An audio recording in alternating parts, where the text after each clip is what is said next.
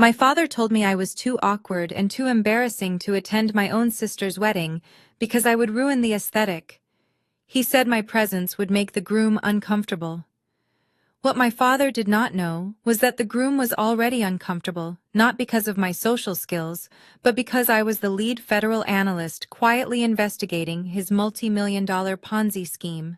They wanted me to stay away to save their reputation. So I did. And from the silence of my office in the Nevada desert, I watched their entire world burn to the ground. Before I tell you how I dismantled a criminal empire from my laptop while eating takeout, let me know where you are watching from in the comments below. Please hit like and subscribe if you have ever been the family scapegoat who was secretly holding everything together. The red digital clock on my nightstand read 2:14 a.m. when the phone rang. In the dead silence of my apartment near the Nellis Air Force Base, the sound was violent. I knew before I even looked at the screen that it was my father, Byron. No one else had the audacity to call at this hour without a national security clearance. I cleared my throat, sitting up in the darkness, and swiped to answer. "Hello, Dad? Is everything okay?" There was no greeting, no apology for the time, just the sharp, irritated intake of breath that had defined my childhood. "Marcus, we need to talk about the wedding," my father said, his voice crisp and completely devoid of warmth. "I have been discussing it with Sterling and your sister. We think it is best if you do not come." I blinked, trying to process the words through the haze of sleep.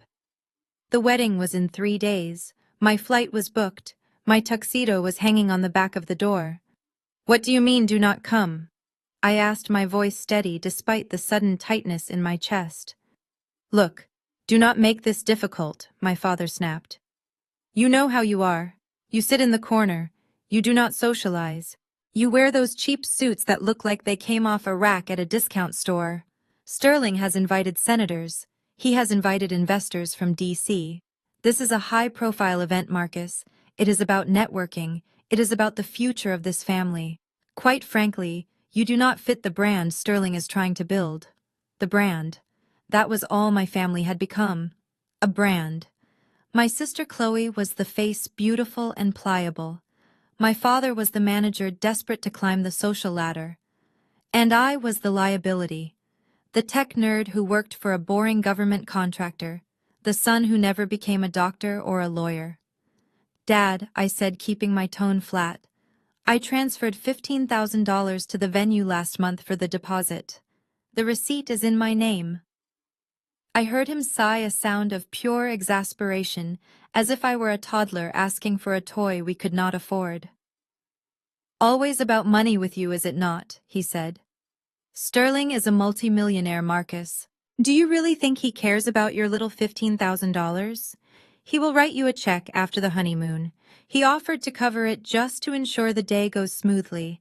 Consider it a payoff to stay home. We just want a perfect day. No awkward silences, no embarrassments. Just stay in the desert with your little computer games." He did not wait for my response. He did not ask how I felt. He simply hung up. The line went dead, leaving me sitting in the dark, the phone screen glowing against my face. I sat there for a long time. I looked at the tuxedo hanging on the door. It was not a cheap suit. It was a custom-fit charcoal blend that I had tailored specifically for this weekend. On my desk lay a printed boarding pass for a first-class seat on Delta, a ticket I had bought so I could arrive early and help set up. My father thought I was awkward. He thought I was slow. He thought I was just some low-level IT guy fixing printers in a windowless room. He had no idea that the little computer games I played involved encryption levels that didn't technically exist to the public. I stood up and walked over to the desk. I picked up the boarding pass. I did not rip it in anger. I did not crumble it. I folded it neatly in half, then in half again, and dropped it into the shredder. The machine whirred for a second, turning my trip home into confetti. If they wanted me to be invisible, I would be invisible.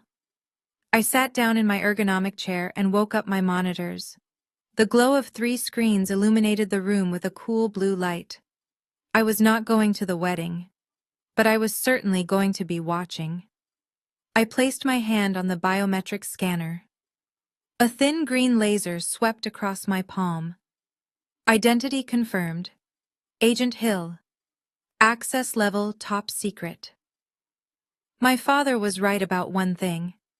Sterling was indeed attracting a lot of attention from the federal government. I pulled up the file I had been building for 6 months. It was time to see exactly who my sister was marrying. My father wanted a perfect day. I cracked my knuckles and began typing. I was about to give him a day he would never forget. The desert highway stretched out before me like a ribbon of ink under the moonlight. The tires of my sedan hummed a monotonous rhythm against the asphalt of the extraterrestrial highway.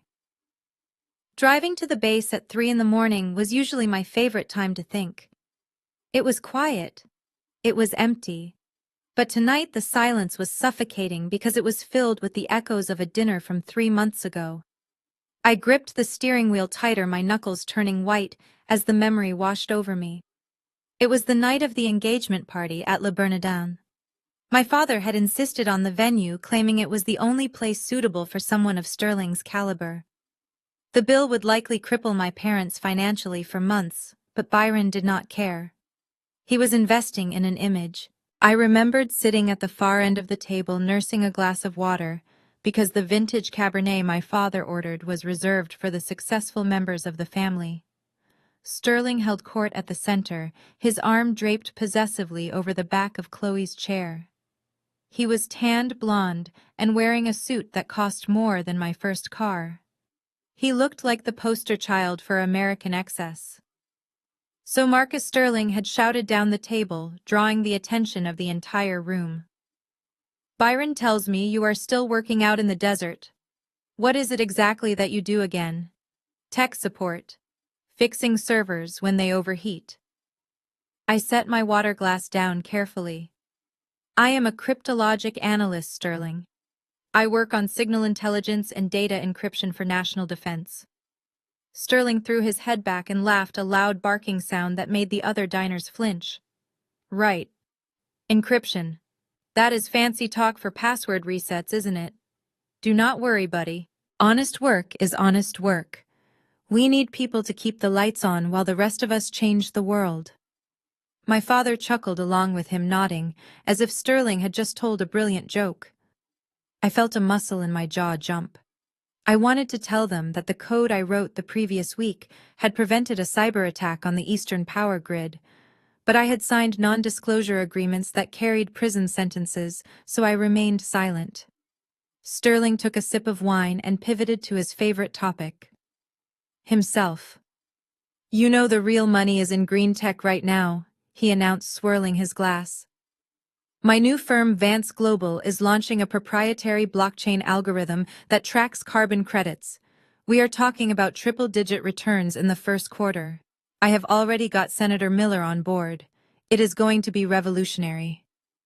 I narrowed my eyes. I had read about blockchain technology for years.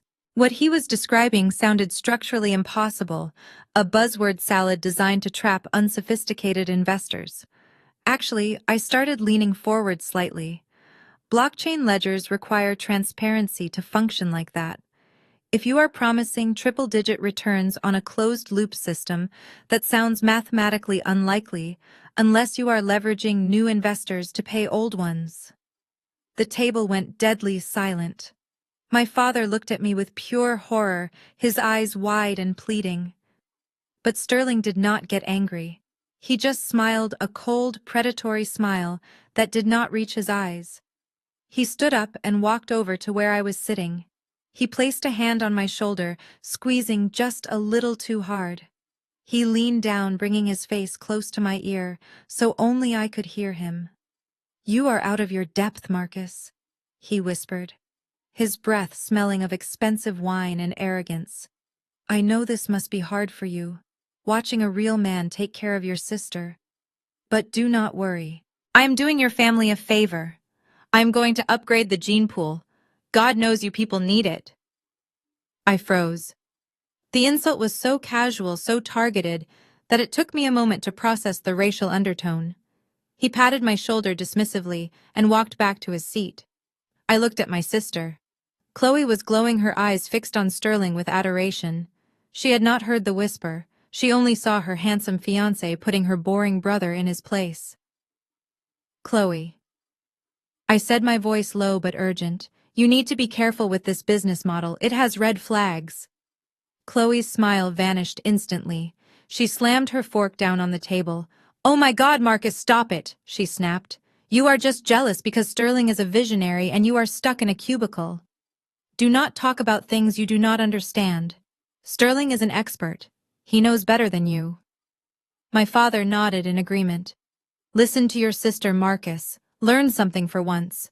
The memory burned in my mind as I saw the guard gate of the base approaching in the distance. They thought I was jealous. They thought I was stupid. They had no idea that the man they were worshipping was building a house of cards, and I was the wind that was about to blow it down. I slowed the car to a stop at the checkpoint, rolling down my window. The cool desert air hit my face, but it did nothing to cool the fire in my veins. They wanted an expert. They were about to get one.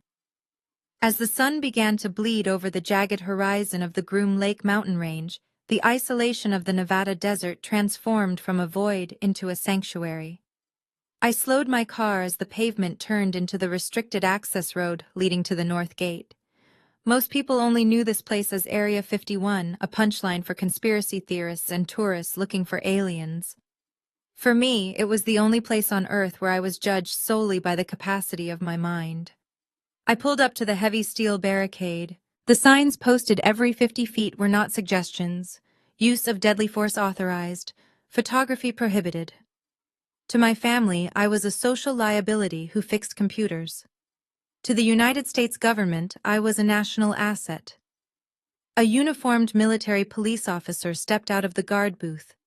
It was Sergeant Miller, a man who had served 3 tours in Afghanistan and had zero patience for civilians. He saw my car and immediately straightened his posture, snapping a sharp salute that would have made my father choke on his expensive scotch. "Good morning, Agent Hill Miller," said his voice respectful and firm. "We were not expecting you on the rotation today. I thought you had family leave for a wedding back east." I rolled down the window further, handing over my ID card. "Plans changed, Miller.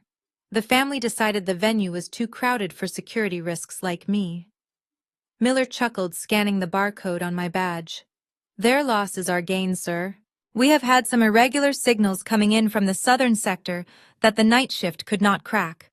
Command will be relieved to see you." I nodded and drove forward as the heavy gates rolled back with a mechanical groan. This was the contrast that defined my existence. Outside these fences, I was invisible. Inside, I was essential. I parked my sedan in the reserved lot, ignoring the heat already rising from the asphalt, and walked toward the nondescript concrete building that housed the sensitive, compartmented information facility. The entry process was a ritual I found calming. It was objective. It did not care about my clothes or my bank account. I stepped into the airlock. First came the hand geometry scan. I placed my palm on the reader, feeling the cool glass against my skin. The light swept across my fingers. A green light flashed. Next was the retinal scanner. I leaned in, staring into the lens. Identity confirmed. Clearance level top secret, SCI. Welcome back, Marcus. Back. The robotic voice was more welcoming than my mother had been in 20 years. The heavy steel door hissed open, and I stepped into the frigid, recycled air of the facility. The hum of supercomputers' cooling fans was a constant white noise that drowned out the chaos in my head. I walked down the sterile white corridor, passing colleagues who nodded or stepped aside to let me pass. These were brilliant men and women, mathematicians, linguists, and engineers, and they looked at me with deference. Here I was not the awkward brother. I was the guy you called when encryption keys needed to be shattered. I swiped my badge one last time to enter my personal workspace, a soundproofed room lined with monitors displaying waterfalls of code. But I was not alone. Sitting on the edge of my desk nursing a large black coffee was Special Agent Sarah Jenkins. She was the FBI liaison to our unit, a woman with a mind like a steel trap and a sense of humor dry enough to match the desert outside. She was the only person in the world who knew the full extent of what I actually did for a living, and consequently the only friend I had. "You are supposed to be in a tuxedo right now," Sarah said without looking up from her tablet. She did not sound surprised. She sounded resigned. I walked past her and threw my bag onto the chair. I was uninvited. Apparently I do not fit the aesthetic of a society wedding. Sarah finally looked up, raising an eyebrow. She took a slow sip of her coffee. "Let me guess. The groom thought you would bore the senator with binary code." "Something like that," I muttered, logging into my workstation. My screens flickered to life, bathing the room in a soft blue glow. "I am better off here anyway. I have work to catch up on." Sarah set her coffee down. Her expression shifted from casual amusement to professional intensity. She reached into her leather briefcase and pulled out a thick manila folder. It was stamped with the red confidential markings of the Federal Bureau of Investigation. She slid the folder across the desk until it rested right on top of my keyboard.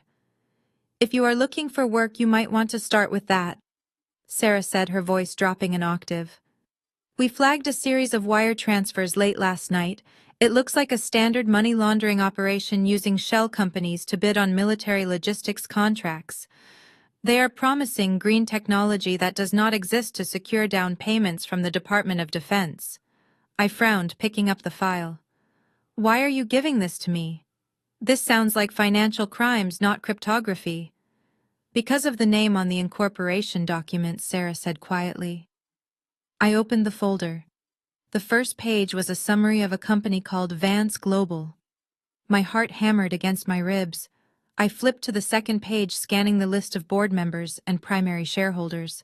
And there it was, in black and white. CEO and founder Sterling Vance. I looked up at Sarah. She was watching me closely. "The Bureau is preparing to move on it," she said. "But we need to trace where the initial funding came from. We think he is running a Ponzi scheme to cover the buy-in for the military contracts. If we can prove he used investor money to defraud the government, he is not just looking at fines. He is looking at 20 years in federal prison." I looked back down at the file. I thought about the wedding. I thought about my father selling his retirement fund. I thought about Sterling laughing at me at the dinner table. I cracked my knuckles and pulled my keyboard closer. "Sarah," I said, my voice steady, "get me a fresh pot of coffee. I think I found where the initial funding came from, and I am going to trace every single cent." The silence of the secure facility was usually my sanctuary, but today it was punctured by the persistent vibration of my cell phone against the metal desk. I had forgotten to silence it after Sarah left the room to file the preliminary warrant request. I glanced at the screen. It was Chloe. For a moment, I considered letting it go to voicemail. I was currently tracing a wire transfer of $200,000 that had moved from a shell company in the Cayman Islands to a private account in Delaware, and I really did not have the mental bandwidth for my sister's drama. But curiosity is a professional hazard for a cryptographer. I wanted to know how she would justify our father's decision to ban me from her life's biggest milestone. I picked up the phone and saw she had sent a voice note. It was 3 minutes long. I plugged in my earbuds, typing a command to run a background decryption script with my left hand while I pressed play with my right. "Marcus, I do not even know what to say to you." Chloe's voice filled my ears. It was thick with tears, but not the sad kind. It was the angry, weaponized weeping she had perfected when we were children to get me grounded. "Dad is a wreck because of you. Do you have any idea how selfish you are being? You know Sterling is under a lot of pressure with the merger, and having you there looming around with your negative energy was just going to be too much. We tried to protect you and you made it about yourself." I leaned back in my chair, staring at the lines of code cascading down my center monitor. The cognitive dissonance was staggering. They had uninvited me, yet somehow I was the one making it about myself. She continued, her voice sharpening.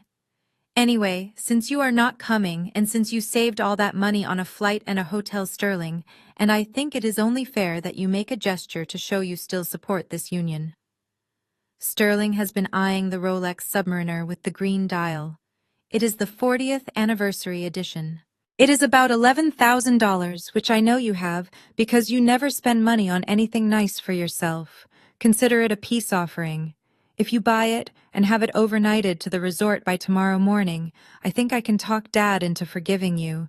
Do the right thing, Marcus. Do not be the brother everyone pities. The message ended. I sat there, the silence of the room returning, but the air felt heavier. A peace offering. She wanted me to buy a luxury watch for a man who had called me genetically inferior to my face. She wanted me to pay a 5-figure toll just to be forgiven for a crime I did not commit. I did not reply. Instead, I opened a new tab on my browser and logged into Facebook. I rarely use social media, keeping a bare-bones profile to appear normal during background checks, but I needed to see the narrative they were spinning. It was worse than I expected. My timeline was flooded with posts from my extended family. Aunt Sheila had posted a status update that read, "So sad that some family members choose jealousy over love.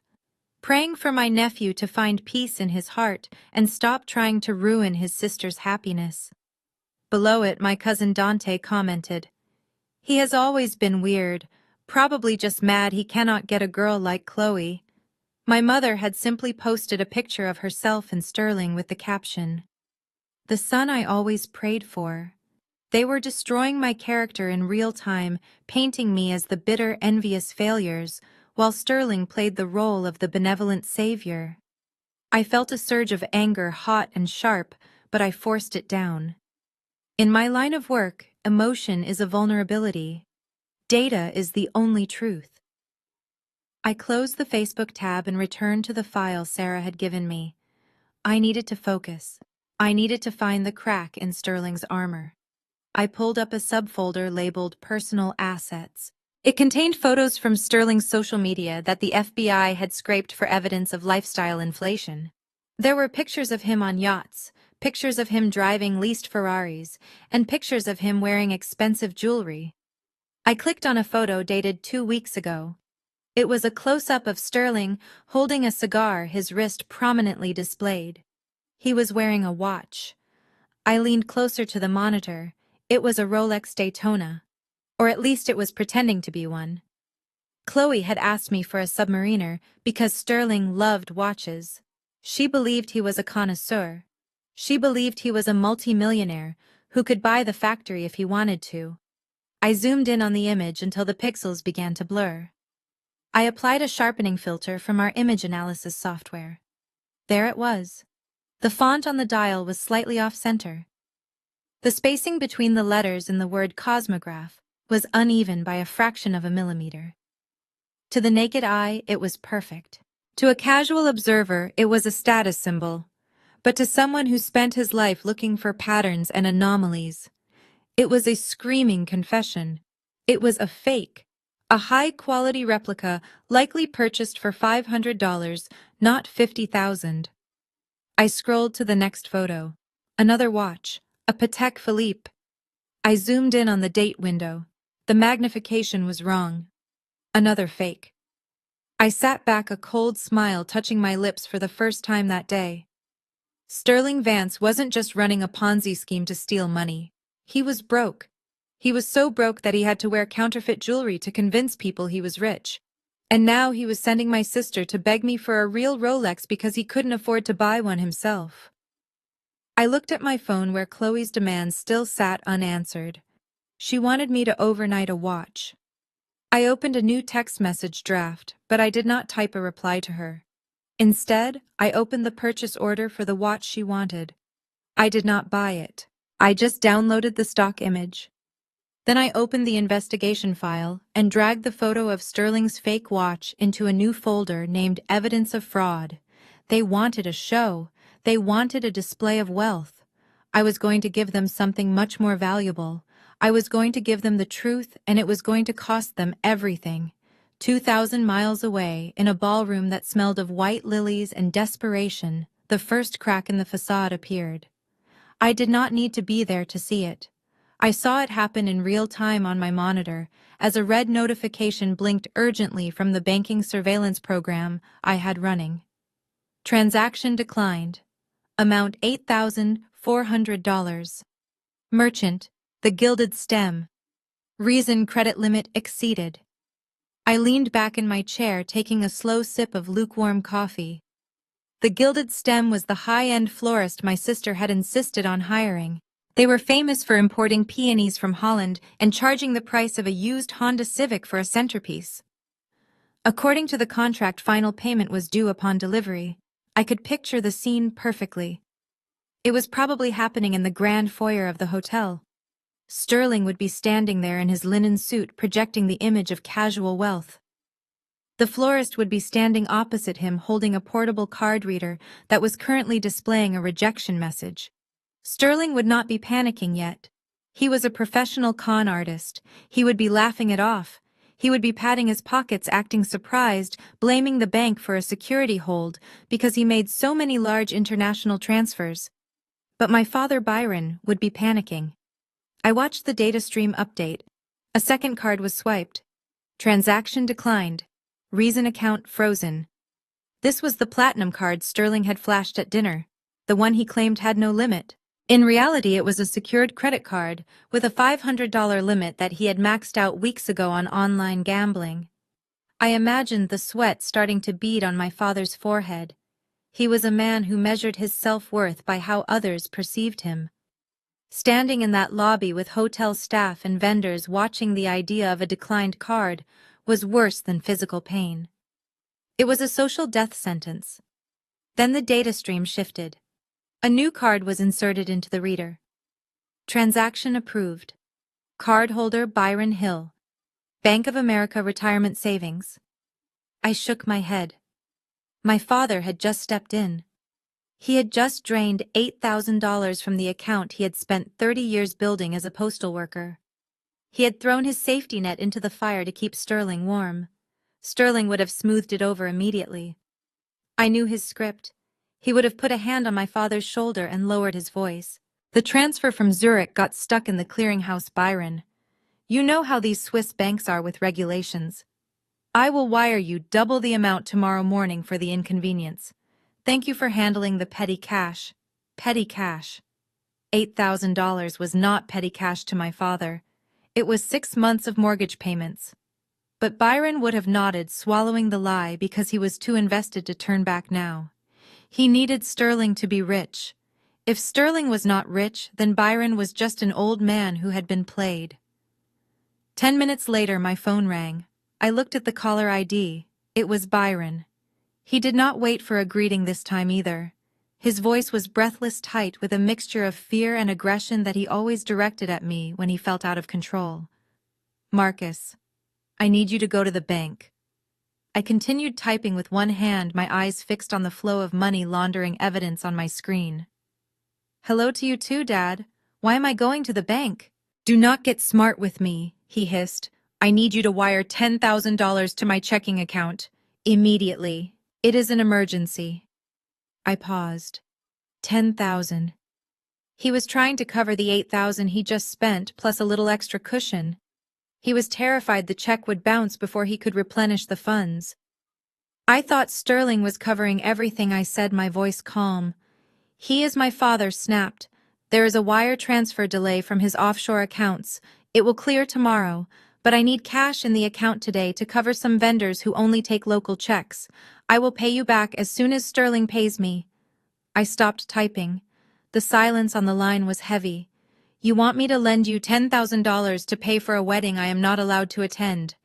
This is not about the wedding, Marcus. This is about family. This is about loyalty. I raised you. I put a roof over your head. You make good money doing whatever it is you do with computers. Do not be stingy. Do not be like this. Be like what Dad I asked. Be like the son you are ashamed of. Be like the son you told to stay in the desert so I would not ruin your aesthetic. You are being petty, he shouted, his voice cracking. Sterling is going to take care of all of us. This is just a temporary cash flow issue. If you do not send that money, you are turning your back on this family. You are proving that you do not belong. I looked at the evidence on my screen. I looked at the fake watch. I looked at the declined transactions. My father was drowning and he was asking me to jump in the water with him. I am sorry, Dad, I said softly. You are sorry, he demanded, hopeful. So you sent it. No, I said. I mean, I am sorry that you bet your retirement on a liar, but I cannot help you. What did you say to me? He roared. I said no. You made it very clear that I am not part of this event. You wanted me gone, so I am gone, and so is my money. Marcus, if you hang up this phone, do not ever call me again. I did not wait for him to finish the threat. I thought I was banned, I said. I tapped the red icon on my screen. Then I tapped the block caller button. The line went dead, but the notifications on my screen kept scrolling. The wedding was still 24 hours away, and the groom was already out of money. My father had just paid the first installment of a debt that was going to ruin him, and I was the only one who knew that the bill was nowhere near paid in full. The air inside the secure facility was always kept at a precise 68 degrees, but as I stared at the data visualization on the main screen, I felt a cold chill that had nothing to do with the air conditioning. Sarah stood next to me, pointing at the complex web of transactions we had just mapped out. It was a masterpiece of deception. Sterling Vance was not running a technology company. He was not developing green energy algorithms. He was running a classic Ponzi scheme wrapped in the American flag. The file we had unlocked revealed that Vance Global claimed to be a subcontractor for the Department of Defense. He told investors that their money was being used to secure logistics contracts for the military, which meant the returns were guaranteed by the government. It was the perfect lie because it was boring enough to be plausible and patriotic enough to bypass skepticism. Look at the demographics, Sarah said, tapping the screen. He is not targeting Wall Street sharks, he is targeting retirees, veterans, people who trust the military. I scrolled through the list of investors. It was a digital graveyard of savings accounts. There were teachers, nurses, and factory workers who had handed over their pension lump sums, believing they were buying into the future. Sterling was using new money to pay the interest on the old money, keeping the illusion alive just long enough to buy his fake watches and lease his sports cars. This makes me sick, I muttered. He is using the reputation of the work we actually do here to steal from people who cannot afford to lose a dime. It gets worse, Sarah warned, her voice low. We cross-referenced his investor list with his social circle. He is not just recruiting strangers. He is recruiting from his personal network. He calls it the friends and family round. My stomach turned. I typed in a command to filter the names by geographic location, specifically focusing on the area around my parents' home in Virginia. The list refreshed. I recognized the names immediately.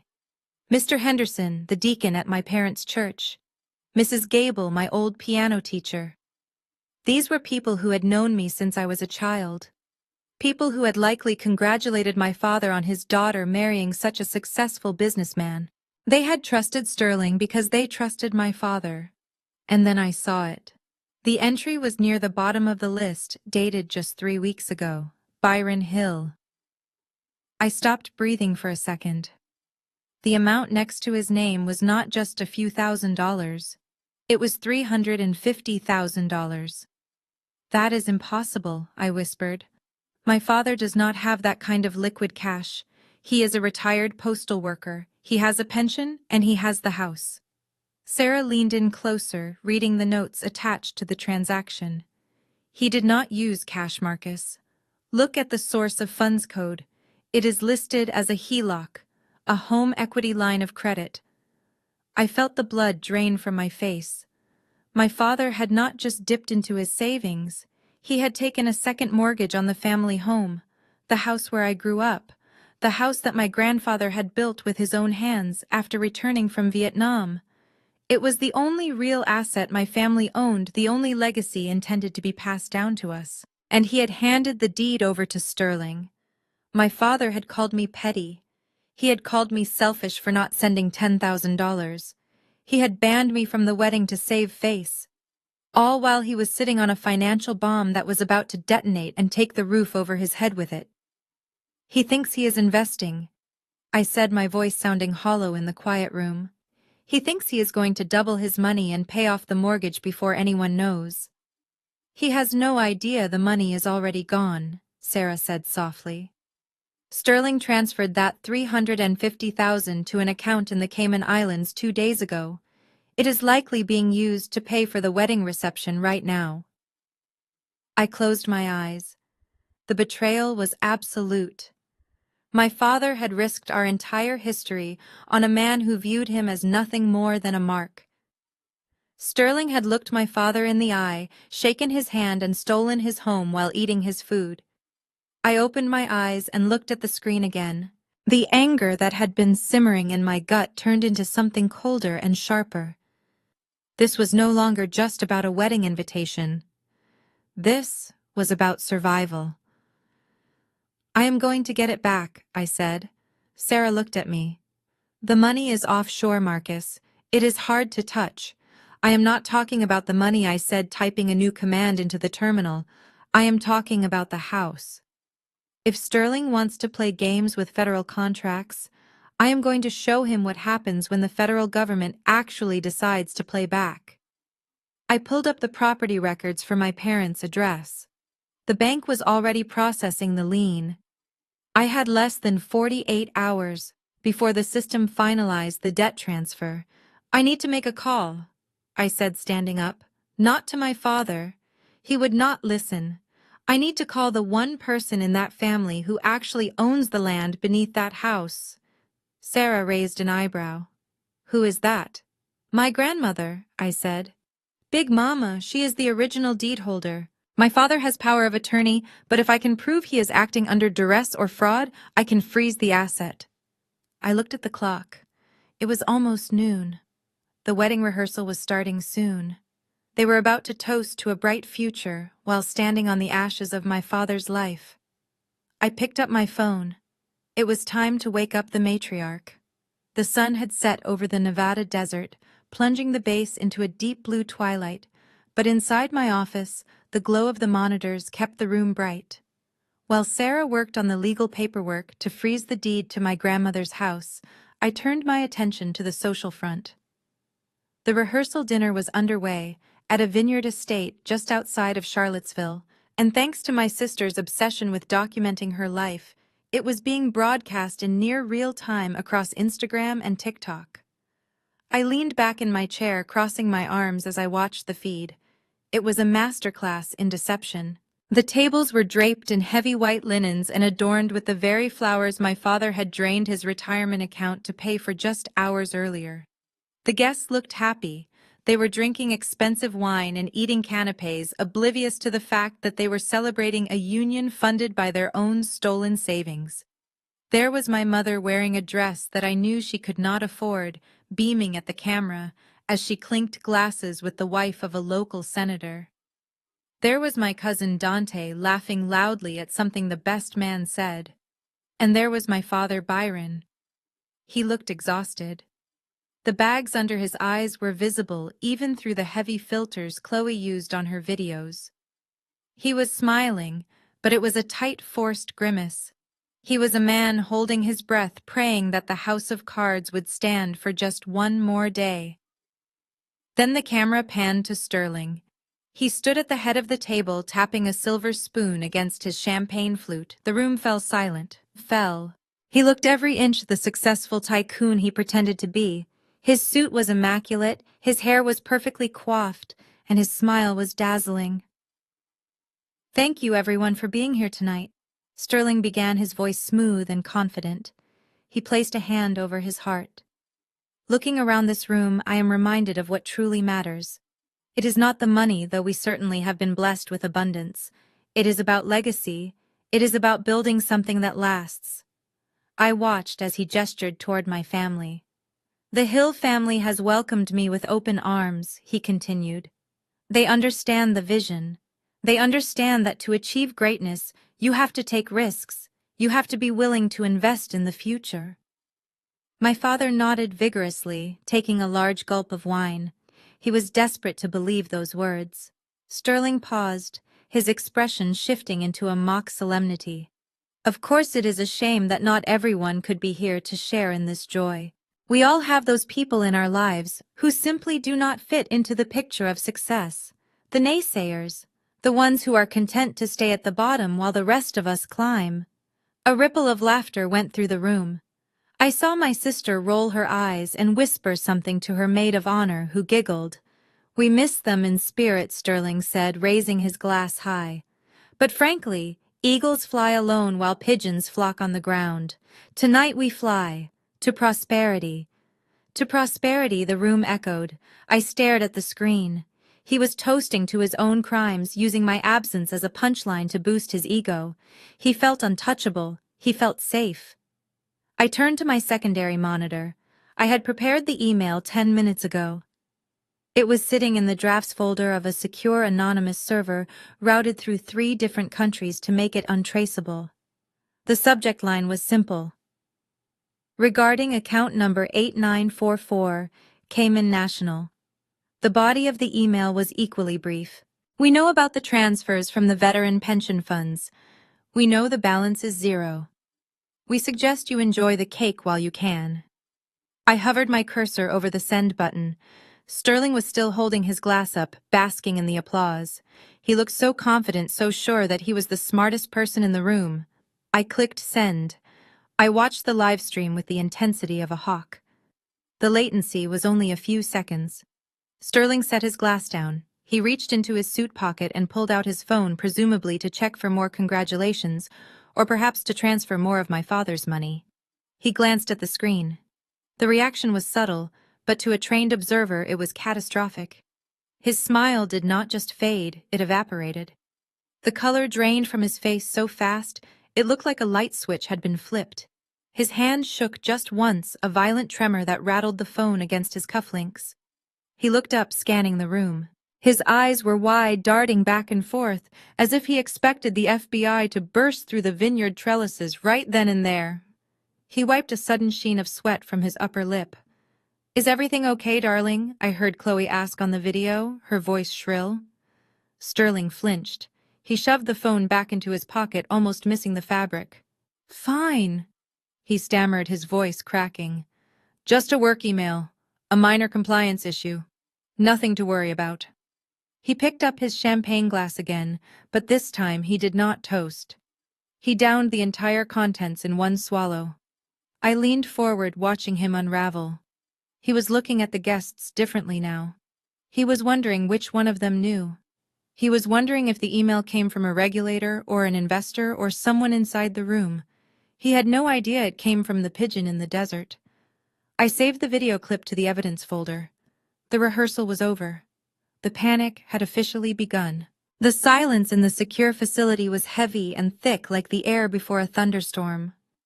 Sarah stood next to my desk, holding a secure tablet. Her face was illuminated by the harsh white light of the room. She looked at the data stream, then she looked at me. Her expression was serious, professional, and tinged with a specific kind of urgency that only federal agents possess. "We have enough, Marcus," she said quietly. "We have the wire fraud. We have the impersonation of a federal contractor. We have the fake bank statements. We can pick him up tonight before the ceremony starts. We can spare your family the public spectacle." I stared at the monitor. On the screen, Sterling was still smiling at his rehearsal dinner, shaking hands, playing the part of the benevolent king.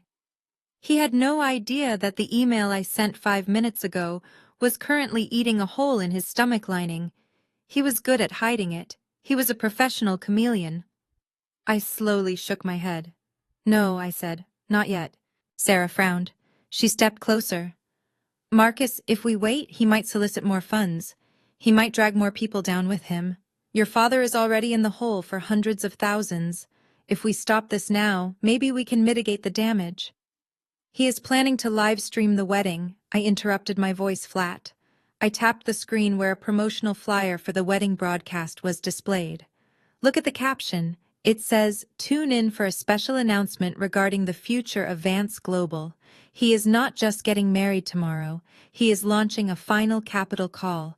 He is going to ask the guests and the online viewers to buy into a founder's round of investment." Sarah looked at the screen, her eyes widening as she realized the scope of his audacity. "He is going to commit securities fraud on a live broadcast," she whispered. "Exactly," I said. "If we arrest him tonight, he spins the narrative. He tells my sister that the government is targeting him because he is too successful. He tells my father that I orchestrated a raid because I was jealous. He becomes a martyr. He becomes the victim." I turned my chair to face her. The leather creaked in the silence. "But if we let him go live," I continued. "If we let him make that pitch to the world and then take him down while the cameras are rolling, there is no spin. There is no narrative where he is the hero. There is only the undeniable reality of him in handcuffs." Sarah nodded slowly. She understood the tactical advantage, but she also understood the human cost. "And your father?" she asked gently. I looked away. I looked at the photo of the house my grandfather built, the house my father had just gambled away. This was the hardest calculation I had ever had to make. Logic dictated that I should minimize the loss. Emotion screamed that I should save my father from total ruin. But experience told me that my father was an addict. He was addicted to status. He was addicted to the approval of men like Sterling. "If I save him tonight," I said, my voice barely above a whisper, "he will never forgive me. He will spend the rest of his life believing that I ruined his chance at millions. He will blame me for destroying his daughter's happiness. He needs to see the monster without the mask. He needs to see Sterling steal from him in real time. It was a cruel mercy. It was the kind of decision that kept you awake for years, but it was the only way to break the spell. My father had banned me from the wedding to save face. Now I had to let him lose face to save his life. I choose justice," I said. "Let him go on air." Sarah let out a long breath. She didn't argue. She simply reached into her briefcase and pulled out a thick envelope. It wasn't the standard manila folder. It was a dark red reinforced envelope used for high-priority warrants that required immediate execution by specialized teams. She placed it on the desk between us. It looked like a brick. It felt heavy with the weight of what was about to happen. "The warrant is signed by a federal judge," she said. "I had it expedited. Racketeering, wire fraud, identity theft. It is all there." I reached out and touched the red envelope. It was cool to the touch. Inside that paper casing was the end of Sterling Vance. Inside was the end of my sister's delusion. Inside was the end of my father's pride. "I will coordinate with the field team," Sarah said, checking her watch. "We will position agents at the perimeter of the resort disguised as private security. We move on your signal." I nodded. My finger traced the seal on the envelope. "On my signal," I repeated. I looked back at the screen one last time. Sterling was laughing at the dinner table, raising a glass of wine that my father had paid for. Enjoy it, I thought. Enjoy the taste of that wine. Because tomorrow you drink the truth, and it is going to be bitter. The sun rose over the vineyard estate, painting the sky in soft pastels that stood in stark contrast to the absolute chaos unfolding on the ground. From my command center in the Nevada desert, I watched the localized surveillance feed from the resort security cameras. It was supposed to be the happiest day of my sister's life, but from where I sat, it looked more like a hostage negotiation gone wrong. The epicenter of the disaster was the bridal suite. The lead makeup artist, a woman named Elena, who was known for her work with celebrities, was methodically packing her brushes back into her metal case. Chloe was sitting in her white silk robe, her face red and blotchy from crying, which ironically was making the makeup job she needed even more difficult. I listened to the audio feed from the room. "I am sorry, honey," Elena was saying, her voice firm and professional. "The card was declined. Twice. My policy is clear. No payment, no contour.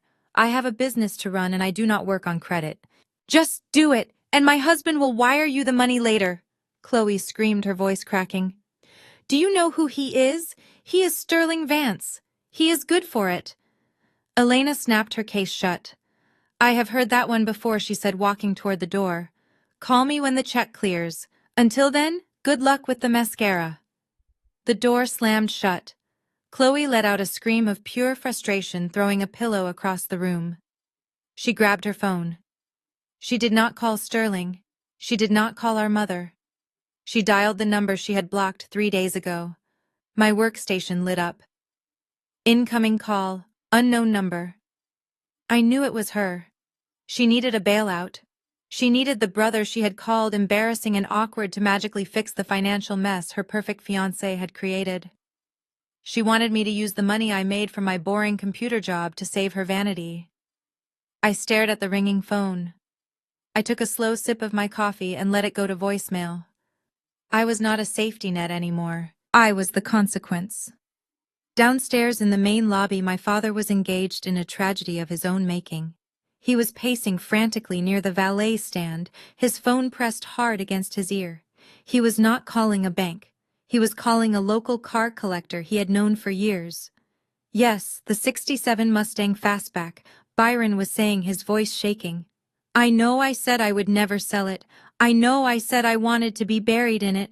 But I have a liquidity issue, a misunderstanding with the international banks. I need $50,000 in cash brought to the resort within the hour.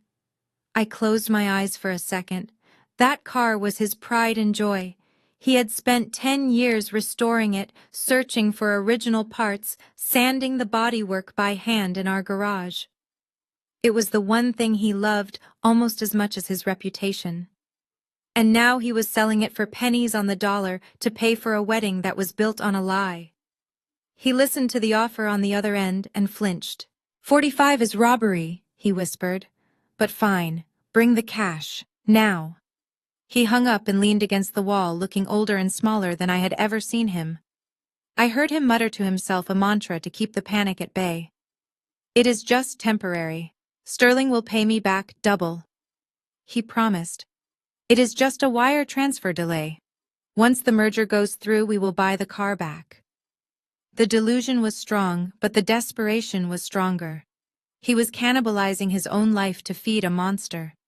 And where was the groom while his future father-in-law sold his prized possession? Sterling was locked in the groom's suite. He was not writing his vows. He was not sharing a toast with his best man. He was staring at his phone, rereading the anonymous email I had sent the night before. We know about the Cayman account. The threat hung over him like a guillotine. He was pacing the room, sweating through his undershirt. He looked at the clock. It was 9:15 in the morning. He walked over to the minibar. His hands were shaking so badly he knocked over a glass of water. He grabbed a bottle of premium vodka and did not bother finding a cup. He unscrewed the cap and took a long, burning pull straight from the bottle. He needed to numb the terror. He needed to believe he could pull off the live stream pitch without vomiting. He wiped his mouth, checked his reflection in the mirror, and forced a smile that looked like a rictus of fear. He was ready to walk down the aisle, but he had no idea he was walking straight into a federal trap. The command center at the base was usually a place of calculated silence, where the only sounds were the hum of cooling fans and the soft clicking of keyboards, but today it felt like the inside of a pressure cooker waiting to explode.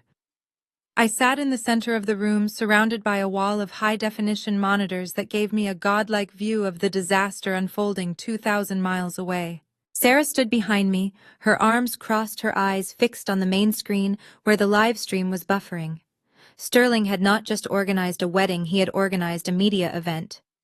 The title of the broadcast scrolled across the bottom of the screen in gold letters that were tacky enough to make my eyes water.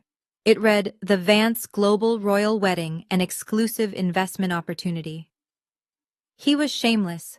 He was turning his vows to my sister into an infomercial for a fraud. I watched the viewer count tick upward. It started at 500, then jumped to 2,000, as the bots I had flagged earlier began to artificially inflate the numbers. But there were real people watching too. I saw the usernames of my cousins, my high school friends, and even some of the investors Sterling had swindled. They were all tuning in expecting to see a fairy tale. On the screen, the feed cut to the Grooms holding room. It was a lavishly decorated suite with mahogany furniture and a large mirror where Sterling was currently trying to fix his tie. He looked terrible. The high-definition camera was unforgiving, picking up the sheen of sweat on his forehead and the slight tremor in his hands. He had finished the vodka bottle. I could see it peeking out from behind a vase of white roses on the table. A young man in a black production crew t-shirt walked into the frame holding a small wireless microphone. This was the moment. This was the piece of technology that would change everything. Sterling, the technician said, keeping his voice low. I need to mic you up for the ceremony and the pre-show pitch. We are going live to the main audio system in the hall and the stream in 2 minutes. Sterling slapped the technician's hand away as he tried to clip the transmitter to his belt. Watch the suit, kid. Sterling snapped his voice sharp and nasty. This is Italian silk. It costs more than your entire education. Do not wrinkle it. I am sorry, sir, the technician mumbled, finding a spot on the back of Sterling's waistband. I just need to thread the wire under your jacket so it is invisible. Sterling grunted, lifting his arms like a petulant child being dressed by a nanny. He was staring at himself in the mirror, practicing his smile.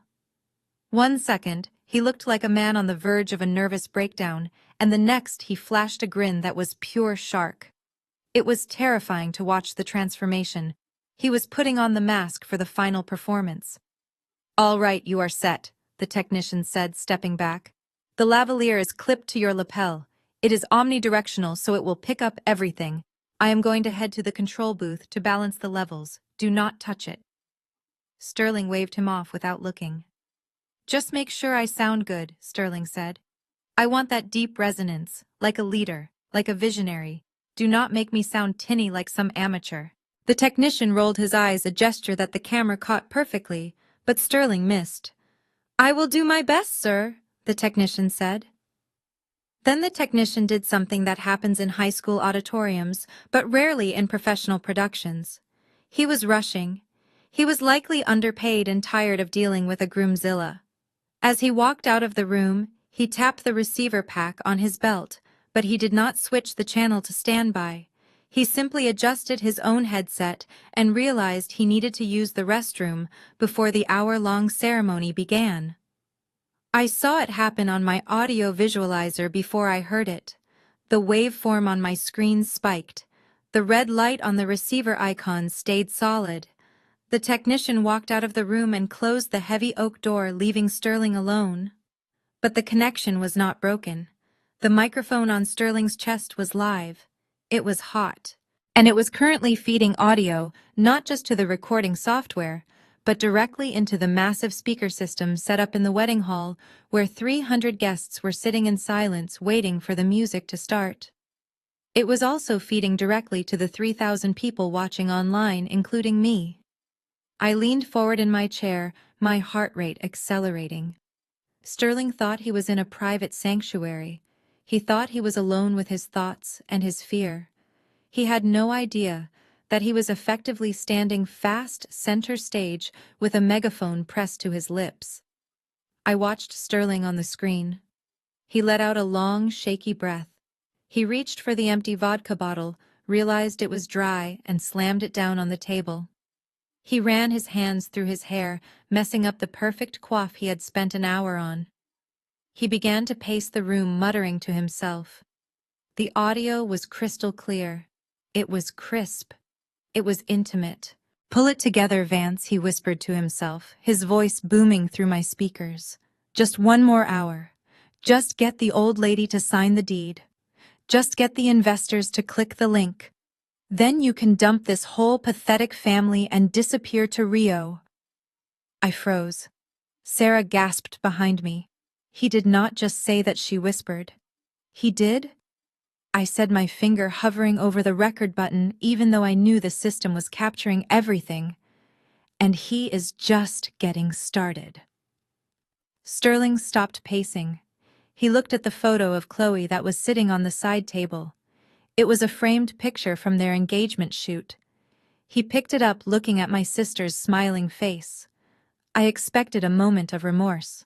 I expected a flicker of guilt. Instead, Sterling let out a cruel, mocking laugh. "God, you are so desperate," he said to the photo. "You and your embarrassing father. You made this so easy." The waveform on my screen was dancing violently with every word. The trap was sprung. I did not need to arrest him yet. I just needed to listen. The heavy oak door clicked shut, sealing Sterling inside the groom's suite. To him, that sound meant privacy. To me, watching from the command center 2,000 miles away, it sounded like the locking of a prison cell.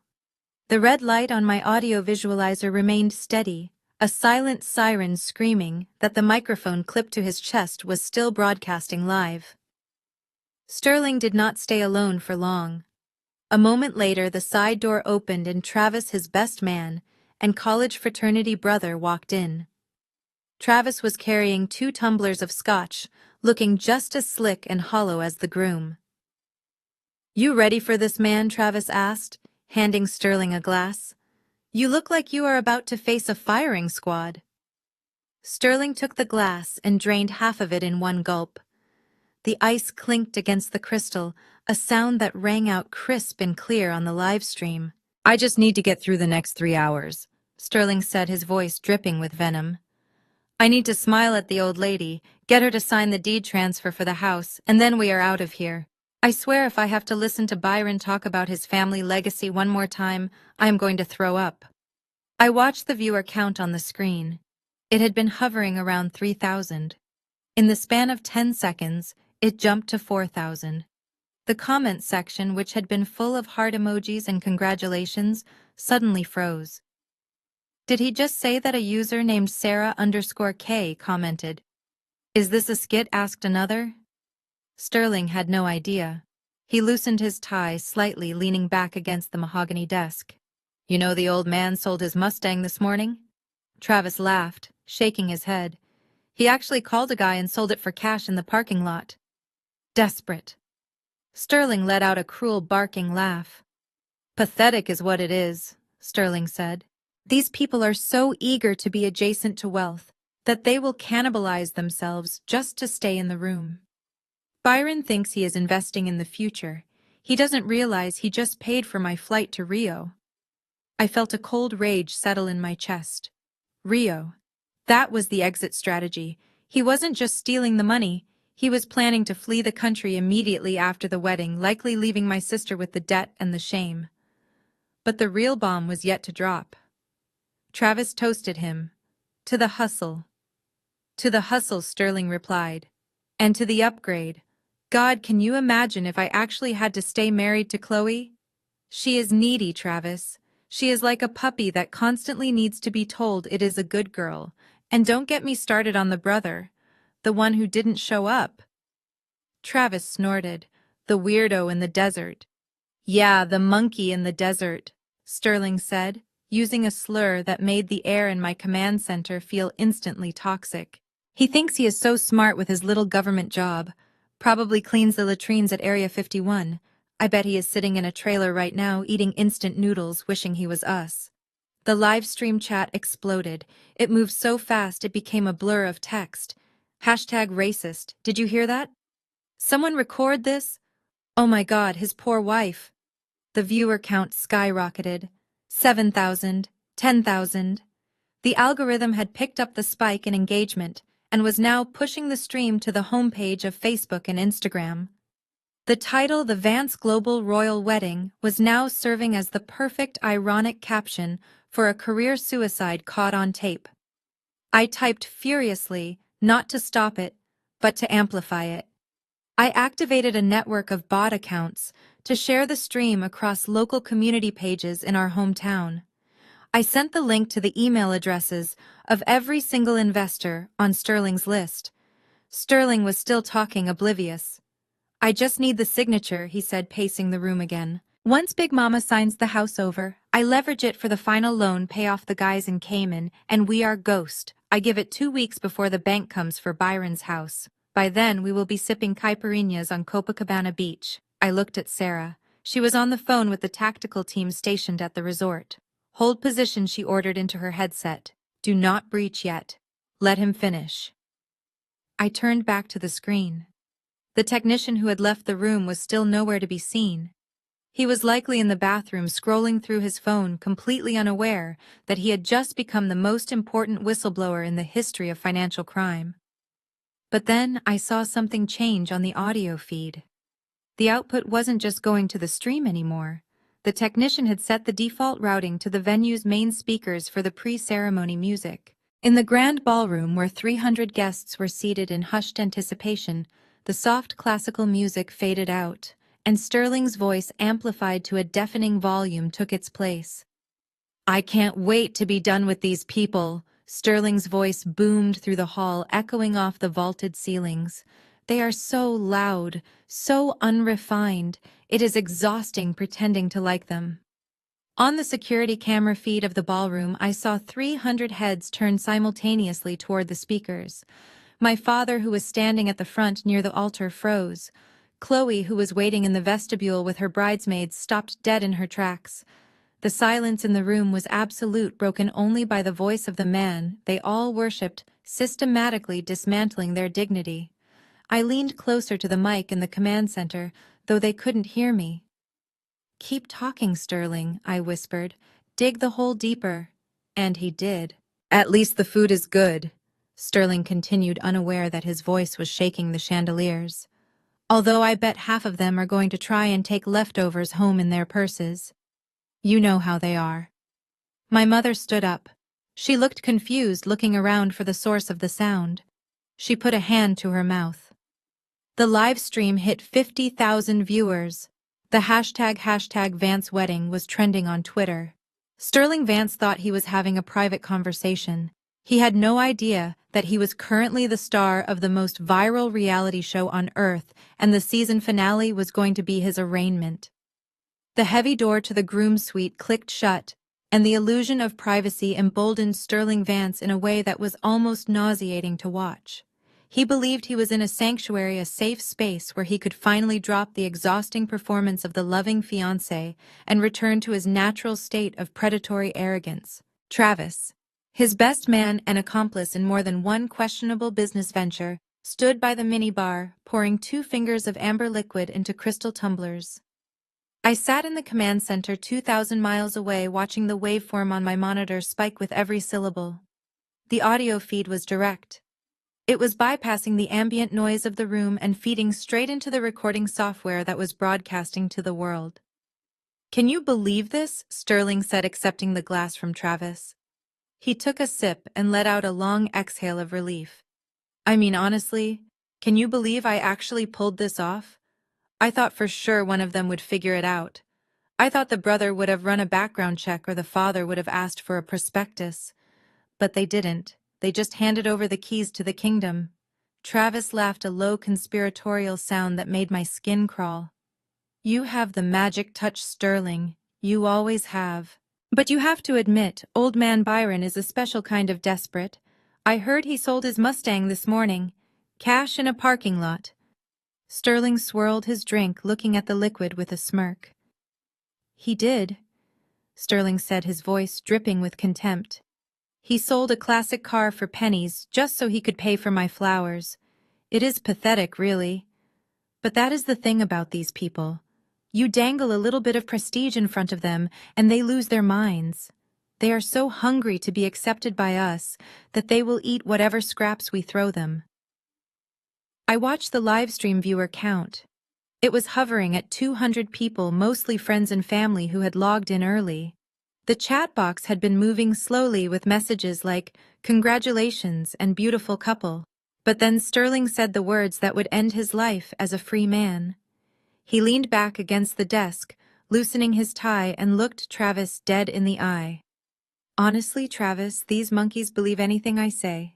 I tell them I am a visionary, and they clap. I tell them I am rich, and they empty their bank accounts. It is almost too easy." On my screen, the chat box stopped moving. For 3 seconds there was absolute stillness, as the digital audience processed what they had just heard. The slur hung in the air, a ugly, archaic weapon used by a man who is about to marry a black woman. Then the explosion happened. Did he just say what I think he said? A user named Jessica wrote. Oh my God, another commented. Record this right now, someone else typed. The viewer count began to tick upward. The algorithm, which detects high engagement and rapid commenting, started pushing the stream to wider audiences. 200 viewers became 500 in the blink of an eye. Sterling had no idea. He was still talking, feeling the whiskey warm his blood. And what about the girl Travis asked, taking a seat on the leather sofa? What about Chloe? She seems pretty attached to you, man. She thinks this is a fairy tale. Sterling laughed, a sharp barking sound. Chloe is a prop, he said, dismissing his future wife with a wave of his hand. She is the diversity hire of my personal life. You know how the grant system works, Travis. If I want to pull money from those liberal nonprofits in D.C., I need the optics. I need the mixed-race family label. It makes the donors feel good about themselves. It opens doors that a white guy from Connecticut can't open anymore. I felt Sarah grip the back of my chair. Her knuckles were white. He is confessing to charity fraud, she whispered. He is giving us the motive. Sterling continued, unaware that 5,000 people were now watching him. Once the wedding is over, I will get her to sign the power of attorney papers, he said. I told her it is for tax purposes. Once I have control of her assets and the house, I will file for divorce. I will kick her to the curb so fast her head will spin. Maybe I will let her keep the lease on the Lexus if she keeps her mouth shut. But honestly, I just need the photo op. Once I have the wedding album, I do not need the bride. The viewer count hit 5,000. The chat was moving so fast it was a blur of rage and disbelief. People were tagging news outlets. People were tagging the FBI. People were tagging local activists. The sound had not yet boomed through the main speakers in the hall, because the pre-ceremony music was still playing loudly enough to mask it for the guests inside. But on the internet, the verdict was already in. Sterling Vance was not a businessman. He was a monster. And the whole world was watching him sharpen his claws. From my isolated workstation in the middle of the Nevada desert, I decided to give fate a little push. The algorithm was already picking up on the high engagement of the livestream, but I had access to networks that could turn a spark into a wildfire. I initiated a sequence I usually reserved for counterintelligence operations involving misinformation campaigns. I did not use it to spread lies, however. I used it to spread the absolute truth. Within seconds, I boosted the signal across every major financial forum, local community group, and social justice page in the tri-state area. I watched the numbers on the screen become a blur. 10,000 viewers became 50,000 in the blink of an eye. The chat box was moving so fast it was almost unreadable, a cascading waterfall of shock and outrage. People were not just watching a wedding anymore, they were watching a crime scene unfold in real time. The comments were vicious and justified. One user named Sarah wrote, "Did he really just call his wife a diversity hire?" Another user tagged the Securities and Exchange Commission and wrote, "I have sent this recording to the fraud division. My grandmother invested with this man." A third comment simply read, "Share this immediately before he deletes it." But Sterling could not delete it. He was too busy pouring himself another drink in the groom's suite, completely oblivious to the fact that his career was evaporating with every sip. He was still talking to Travis, still bragging about his exit strategy, still laughing at the people he was about to destroy. I sat back in my chair and crossed my arms. The digital world knew the truth. Now it was time for the physical world to catch up. Back at the luxury resort, the guests were still sitting in respectful silence, waiting for the bridal march to begin. The air was thick with the scent of expensive lilies and the humidity of a Virginia summer. My 19-year-old cousin Dante was sitting in the third row on the bride's side. Dante was the only member of the family who had texted me to ask why I was not coming, and unlike the older generation, he lived his life entirely on his phone. I watched on the venue's security feed as his posture changed. He had been slouching, looking bored, and scrolling through TikTok. Suddenly, he froze. He brought the phone closer to his face, his eyes widening in disbelief. He tapped the screen furiously, turning the volume up. I could see the color drain from his face even through the grainy security footage. He looked around the room, seeing his own parents smiling politely, seeing my father wiping a bead of sweat from his forehead. Dante realized he was holding a grenade, and the pin had already been pulled. He stood up. He did not care about decorum. He did not care about the expensive flowers or the senator sitting in the front row. He held his phone up like a beacon, the screen glowing bright against the dim lighting of the hall. "Yo, everyone needs to get on Facebook right now!" Dante shouted, his voice cracking with adrenaline and fear. "You have to see this. You have to hear what Sterling is saying about us." Confusion rippled through the pews. My mother turned around, looking annoyed at the disruption. She opened her mouth, likely to scold him for being rude, but Dante cut her off. "He is not rich, Auntie," he yelled, pointing at his phone. "He is mocking us. He is calling us monkeys. He says he is going to divorce Chloe as soon as he gets the house." A murmur of unease swept through the crowd. People began reaching for their pockets, pulling out their own devices. The murmur grew louder as one by one the guests found the stream. I saw the wife of the senator cover her mouth in horror. I saw my father's old friend from the post office frown and hold his phone up to his ear. But the chaos was still contained to individual screens. It needed to be undeniable. It needed to be loud. In the back of the room, the audio technician who had abandoned his post finally returned from the bathroom. He saw the commotion in the pews and assumed the ceremony was starting, and the guests were restless. He realized the room was dead silent and panicked, thinking he had missed a cue. He grabbed the master fader on his mixing board. He thought he was unmuting the string quartet to play the processional music. He was wrong. He pushed the fader up, unmuting the direct feed from the wireless microphone clipped to Sterling's chest. The voice of the groom blasted through the massive concert-quality speakers hanging above the altar. It was loud enough to shake the stained glass windows. Honestly, Travis Sterling's voice boomed, echoing off the vaulted ceiling. "The whole family is pathetic, but Chloe is the worst. She is just as stupid as her brother Marcus. At least the brother had the decency to stay away, so I did not have to look at his ugly face. Chloe actually thinks I love her. It is hilarious." The silence that followed was not the silence of respect. It was the silence of a bomb crater immediately after impact. My father stood at the altar, his face turning a shade of gray I had never seen before. The doors to the vestibule where Chloe was waiting opened slowly. She stood there, frozen in her white dress, looking up at the speakers as if they were demons speaking in tongues. She had heard every word, and so had the entire world. The double doors at the back of the sanctuary swung open to reveal my sister in a dress that cost more than my first year of college tuition. It was supposed to be the moment that defined her life. The lighting was perfect, the flower petals were scattered on the white runner, and the string quartet was sawing away at their instruments with desperate intensity. But nobody heard the violins. They only heard the voice of the groom booming from the overhead speakers like a vengeful god. Sterling was still in the back room, unaware that his microphone was hot, and he was delivering the final nail in his own coffin. Honestly, Travis Sterling's voice echoed through the vaulted ceiling, vibrating against the stained glass windows. "Chloe is just a cash cow. Actually, she is worse than a cash cow. She is a dairy cow. I am just milking her for the family land, and once the udder is dry, I am sending her out to pasture. She is too stupid to know the difference." The effect on the room was instantaneous. My father Byron had taken exactly 2 steps down the aisle with Chloe on his arm when the words hit them. He froze. I watched on the high-definition security feed as the blood drained from his face so completely that he looked like a wax statue. He was gripping Chloe's arm not to support her but to keep himself from collapsing. The guests did not gasp. They did not scream. They simply pulled out their phones.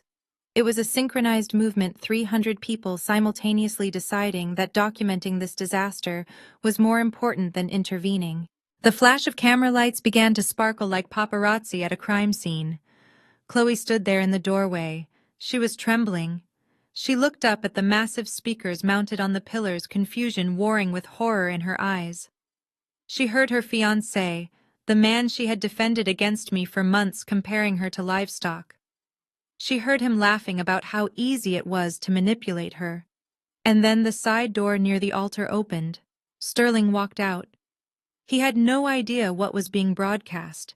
He had no idea the music had been drowned out. He only saw 300 people staring at him. He saw the phones raised in the air. In his narcissism, he interpreted this wall of attention as adoration.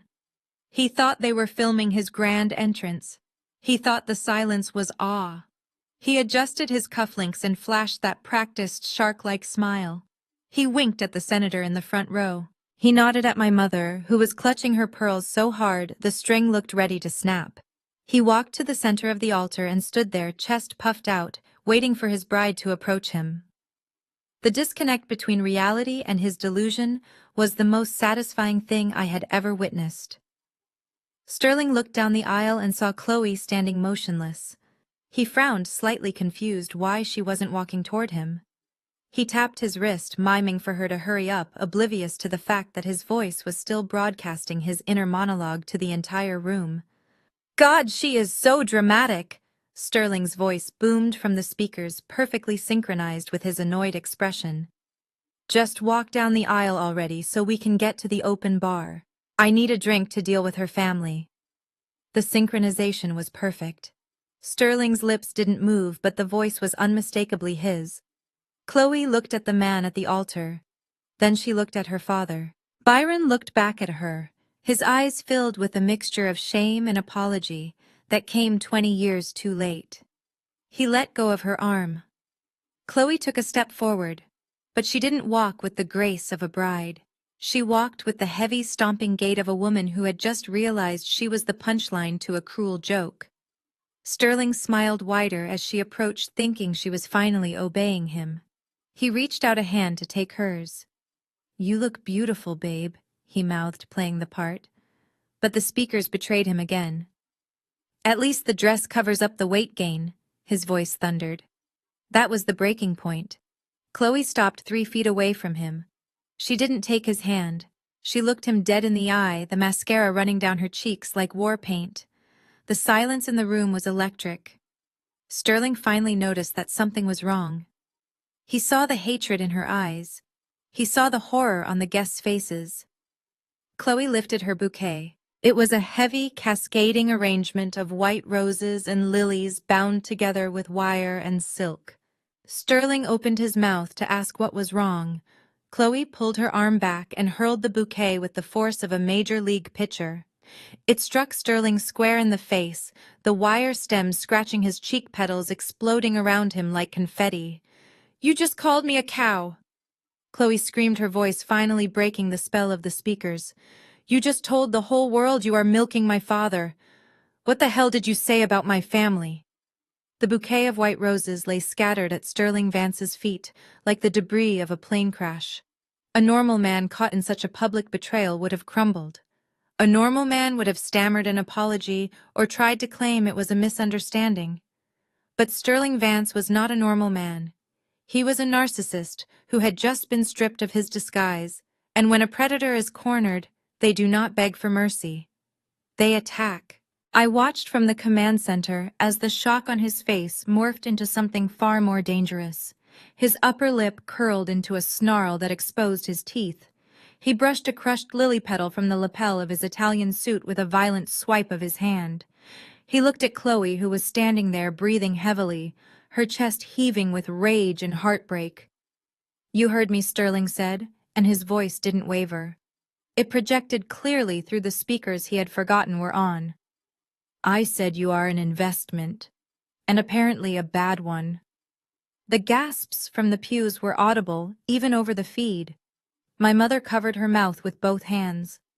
Sterling turned away from Chloe and faced the 300 guests. He didn't look afraid of them anymore. He looked disgusted. He looked at them the way a scientist looks at bacteria in a petri dish. "Put your phones down," he commanded, pointing a shaking finger at the crowd.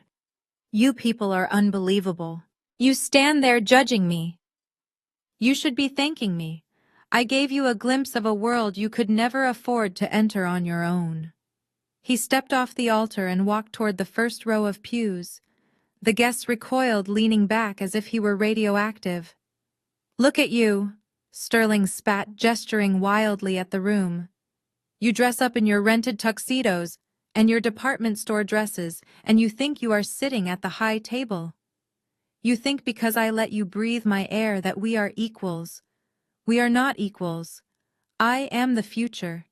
You are just overhead costs." He stopped in front of my father. Byron was trembling, tears streaming down his face, a broken man witnessing the destruction of his idol. "And you," Sterling laughed, a harsh barking sound. "You are the most pathetic of them all, Byron. You sold your car. You mortgaged your house. You practically begged me to take your money. Do not look at me like I robbed you. You handed me the knife and asked me to cut your throat just so you could say you knew a rich man. You did this to yourself." My father slumped into the pew, buried his face in his hands and sobbed. It was a sound of pure devastation. Sterling spun around, his eyes wild, scanning the room. He was looking for a scapegoat. He was looking for a reason why his perfect plan had failed. He refused to believe it was his own incompetence. In his mind, he was a genius, so if he failed, it had to be sabotage. He looked up at the security cameras mounted in the corners of the ceiling. He stared directly into the lens, staring directly at me across 2,000 miles of fiber optic cable. "I know you are watching," Sterling screamed, his veins bulging in his neck. "I know you did this. It was the brother. It was Marcus." He pointed at the camera, his face contorted with hate.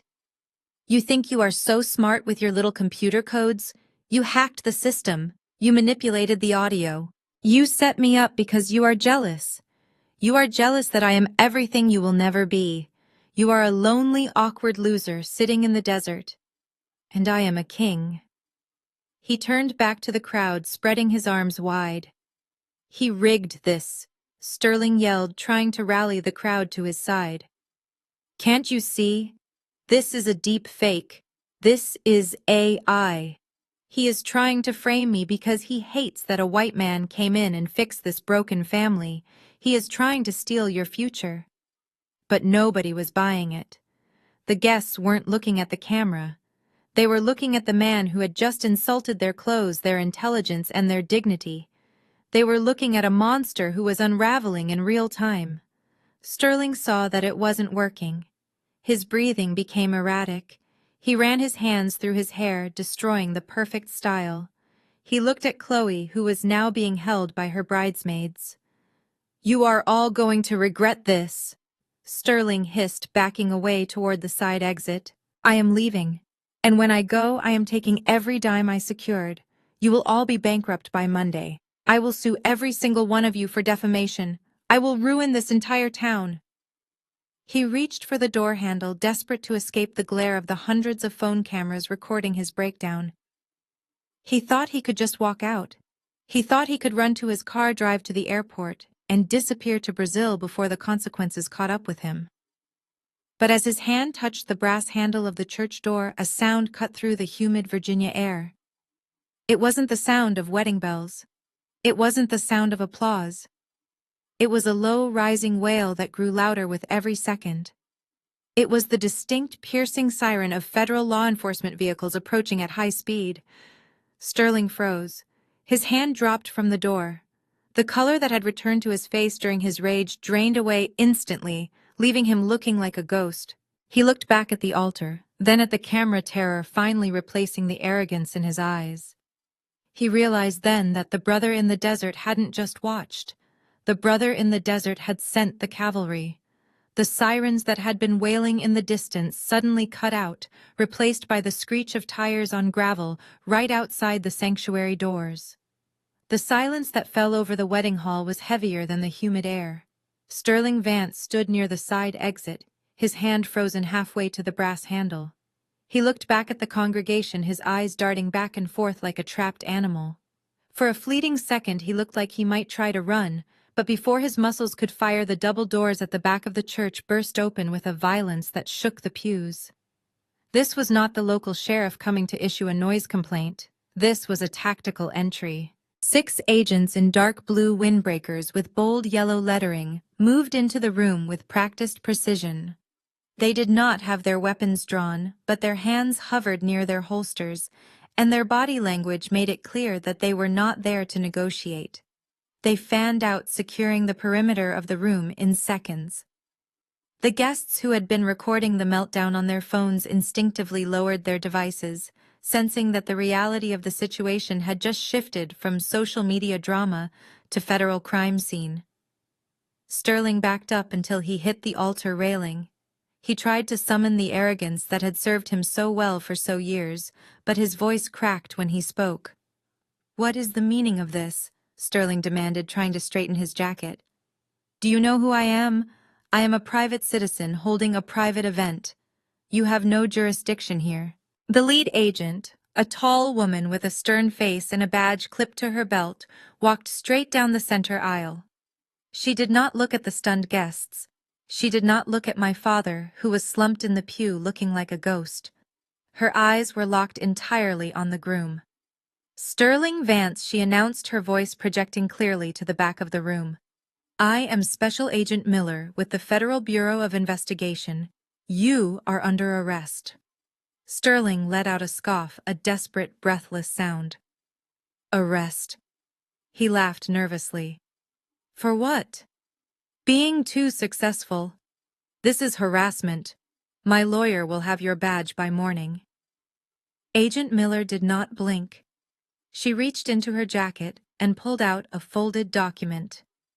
"You are being charged with 18 counts of wire fraud, 12 counts of securities fraud, and the impersonation of a Department of Defense contractor to facilitate a felonious scheme. We have evidence that you have misappropriated over $4 million in investor funds, including the theft of pension assets from 36 veterans." The room gasped. It was a collective intake of breath that sucked the oxygen right out of the sanctuary. My father looked up, his eyes wide. The numbers were real. The crime was real. Sterling shook his head violently. "That is a lie," he shouted, pointing at the crowd. "I am a businessman. These are investments. The government is just trying to shut down my technology because it is too advanced." Agent Miller nodded to the 2 agents behind her. They moved forward, grabbing Sterling by the arms. He tried to pull away, flailing like a child having a tantrum, but they spun him around and slammed him face first against the altar. The sound of handcuffs ratcheting shut echoed off the stone walls. "Get off me!" Sterling screamed, his face pressed against the white tablecloth. "You are making a mistake. You do not know who I am connected to." He was panicking now. The reality of the metal cuffs biting into his wrists had shattered his delusion. He needed a lifeline. He needed a name that carried weight. And in his desperation, he reached for the only name he knew that had actual security clearance, the name of the man he had spent the last hour mocking. "Call Marcus Hill," Sterling yelled, straining against the agents. "Call my brother-in-law. He works at Area 51. He has high-level clearance. He will vouch for me. He knows I am legitimate. Tell him to call the director." My sister Chloe stood nearby, watching the man she almost married invoke the name of the brother she had uninvited. The irony was so thick it was suffocating. Agent Miller paused. She signaled for her team to stand the suspect up. They hauled Sterling to his feet. His suit was rumpled, his hair was a mess, and his eyes were wild with fear. "You want us to call Marcus Hill?" Agent Miller asked calmly. "Yes," Sterling pleaded, nodding frantically. "He is an analyst. He is a genius. He will fix this. He will tell you that this is all a misunderstanding. Call him right now." Agent Miller reached into her pocket. She did not pull out a radio. She pulled out a secure satellite phone. She tapped the screen once and held it up. "He is already on the line," she said. She pressed the speakerphone button and held the device up to Sterling's face. From 2,000 miles away, inside the cool, quiet command center in Nevada, I leaned into my microphone. I watched Sterling's face on the monitor. He looked hopeful. He actually thought I was going to save him. "Hello, Sterling." My voice boomed from the small device, clear and steady. Marcus Sterling gasped. "Thank God. Tell them who I am. Tell them about the contracts. Get me out of this." I paused, letting the silence stretch for a second, letting the entire room lean in to hear my answer. "I did tell them who you are, Sterling," I said.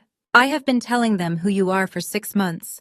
I am the lead analyst on your case, and I am the one who signed your arrest warrant."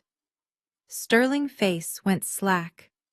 The hope died in his eyes, replaced by a horror so profound it looked painful.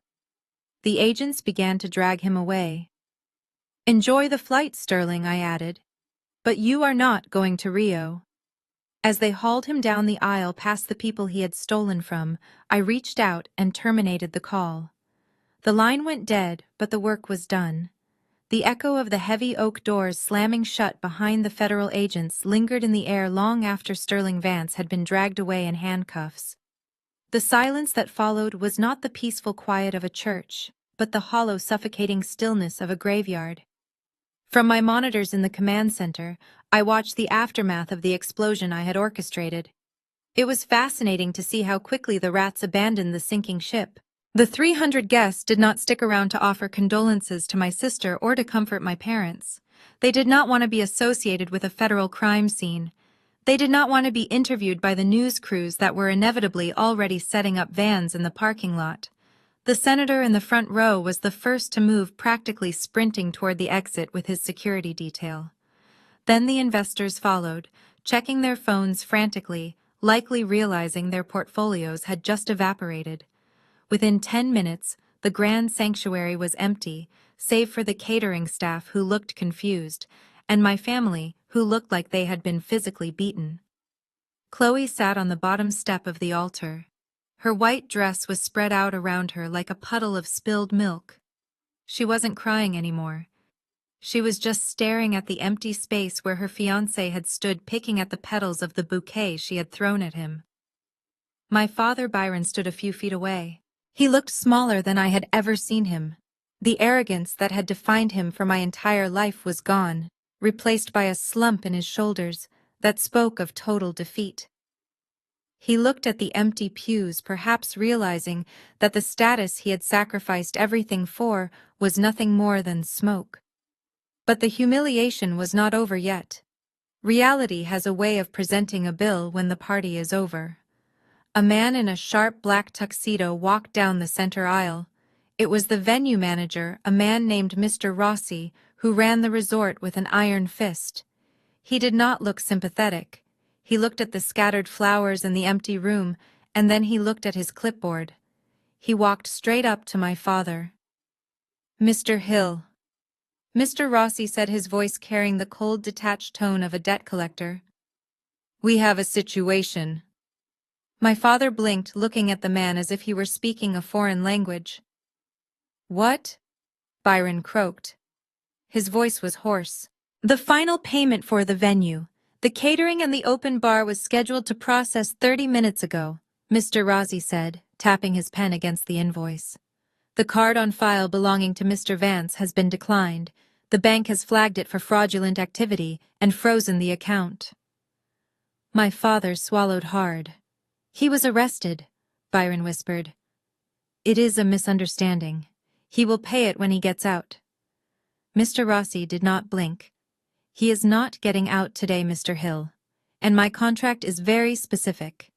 In the event of a default by the primary payer, the secondary guarantor is liable for the full amount immediately." He turned the clipboard around and shoved it toward my father. "You signed as the guarantor 6 months ago. The total outstanding balance is $45,000. That includes the premium seafood package and the vintage champagne that has already been opened. I need a valid credit card or a certified check right now, $45,000. I watched my father's face turn a sickly shade of gray. He patted his pockets instinctively, a reflex of a man who used to have answers.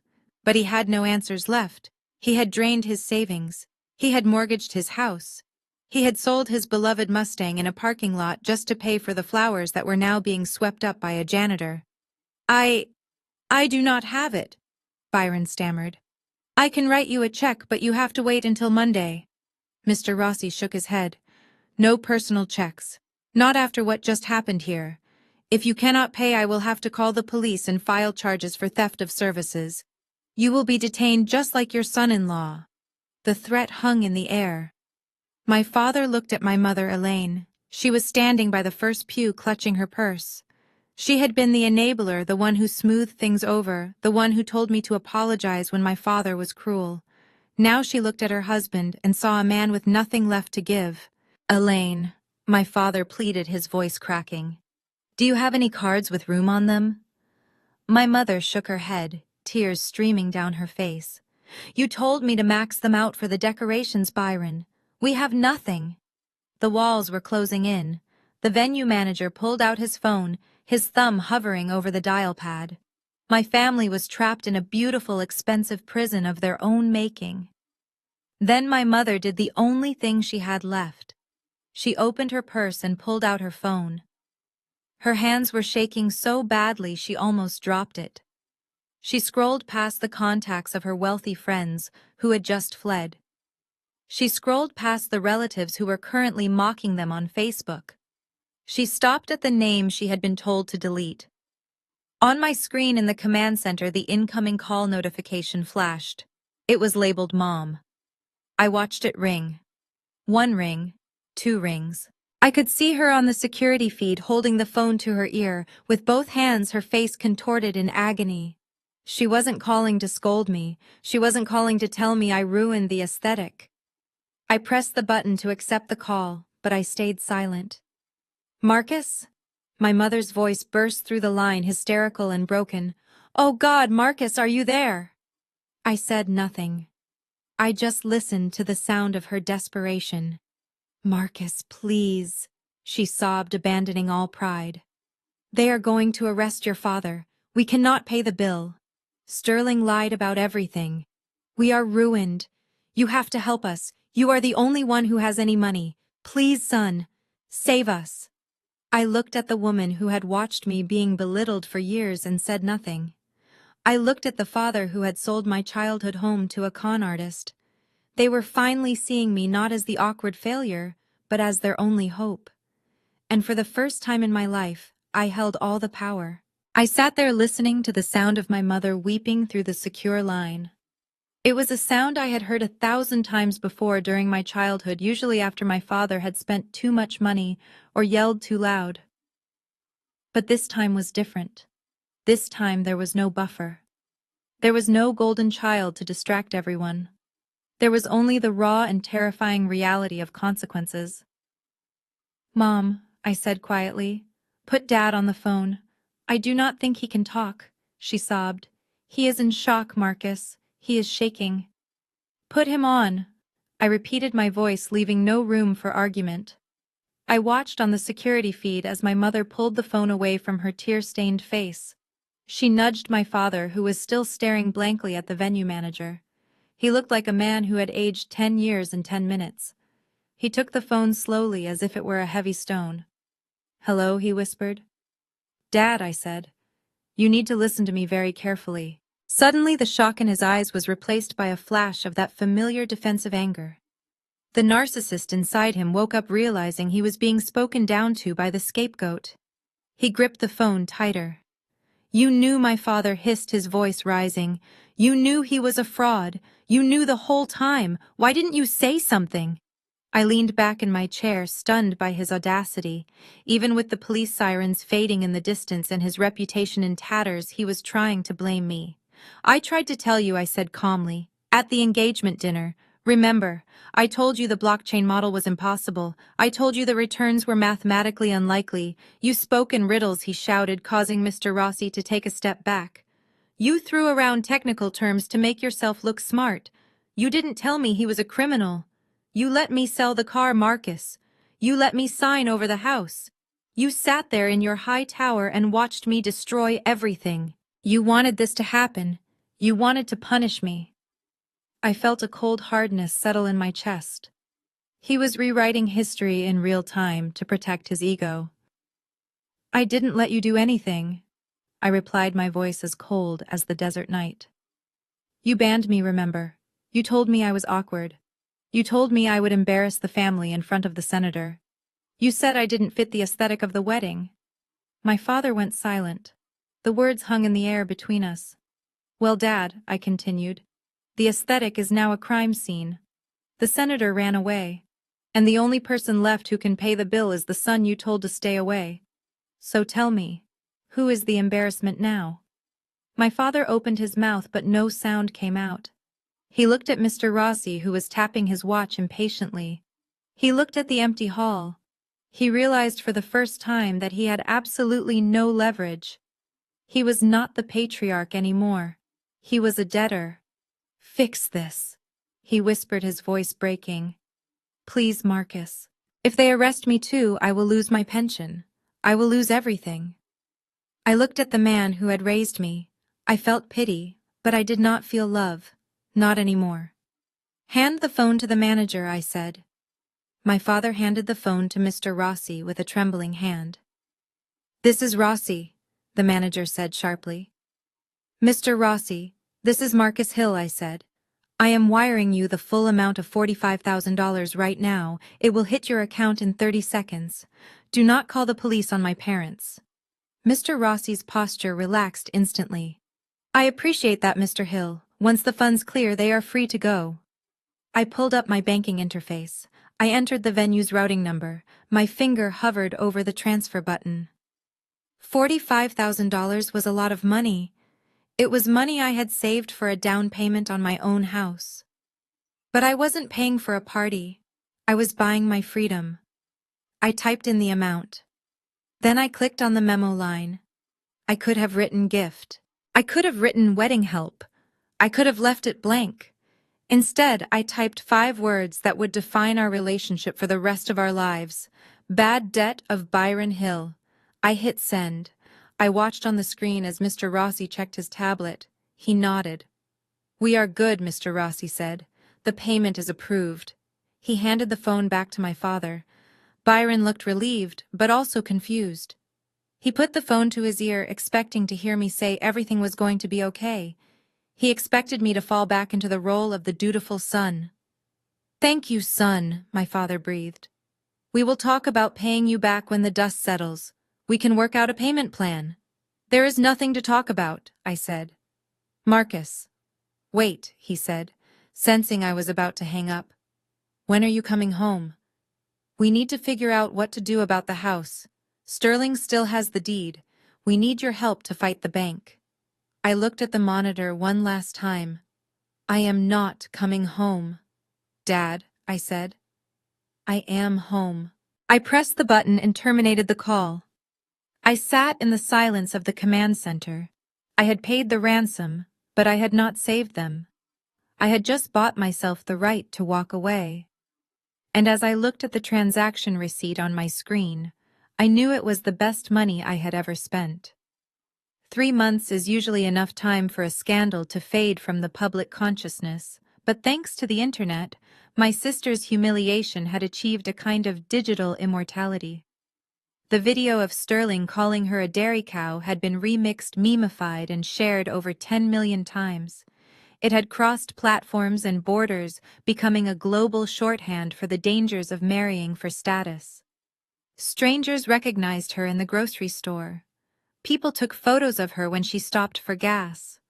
She had become the face of a cautionary tale, and the shame was eating her alive. But shame was not the only thing consuming her. The financial reality of her marriage was far worse than the social fallout. In her desperation to be the perfect wife, Chloe had signed every piece of paper Sterling put in front of her without reading a single word. She thought she was signing prenuptial agreements or tax forms. In reality, she had co-signed 4 high-interest personal loans and assumed liability for a lease on a penthouse apartment that Sterling had used to host illegal gambling rings. When Sterling went to federal prison, he left behind a mountain of debt, and he left it squarely on her shoulders. I sat in my apartment near the base watching the security feed of my front door. I had not given my address to anyone in my family, but desperation makes people resourceful. Chloe had likely hired a private investigator, using the last limit on her credit card to find me. She stood in the hallway wearing a hoodie pulled low over her face, trying to hide from the neighbors. She did not look like the golden child anymore. She looked tired. She looked thin. She looked like someone who had spent the last 90 days selling her designer handbags and shoes to pay for legal retainers. She pressed the doorbell again. I did not move from my desk. I simply tapped the button to activate the intercom audio. "Go away, Chloe," I said calmly. She flinched, looking up at the camera lens. Her eyes were red and swollen. "Marcus, please," she sobbed, her voice distorted by the speaker. "I have nowhere else to go. The bank took my car this morning. They are threatening to garnish my wages, but I lost my job because of the video. I am drowning, Marcus. You have to let me in." I looked at her on the screen. For years she had been the princess. She had been the one my parents praised, while I was the invisible mechanic. She had laughed when Sterling mocked me. She had demanded a Rolex as a tribute. Now she was standing on a welcome mat begging for a lifeline. "I cannot help you," I said.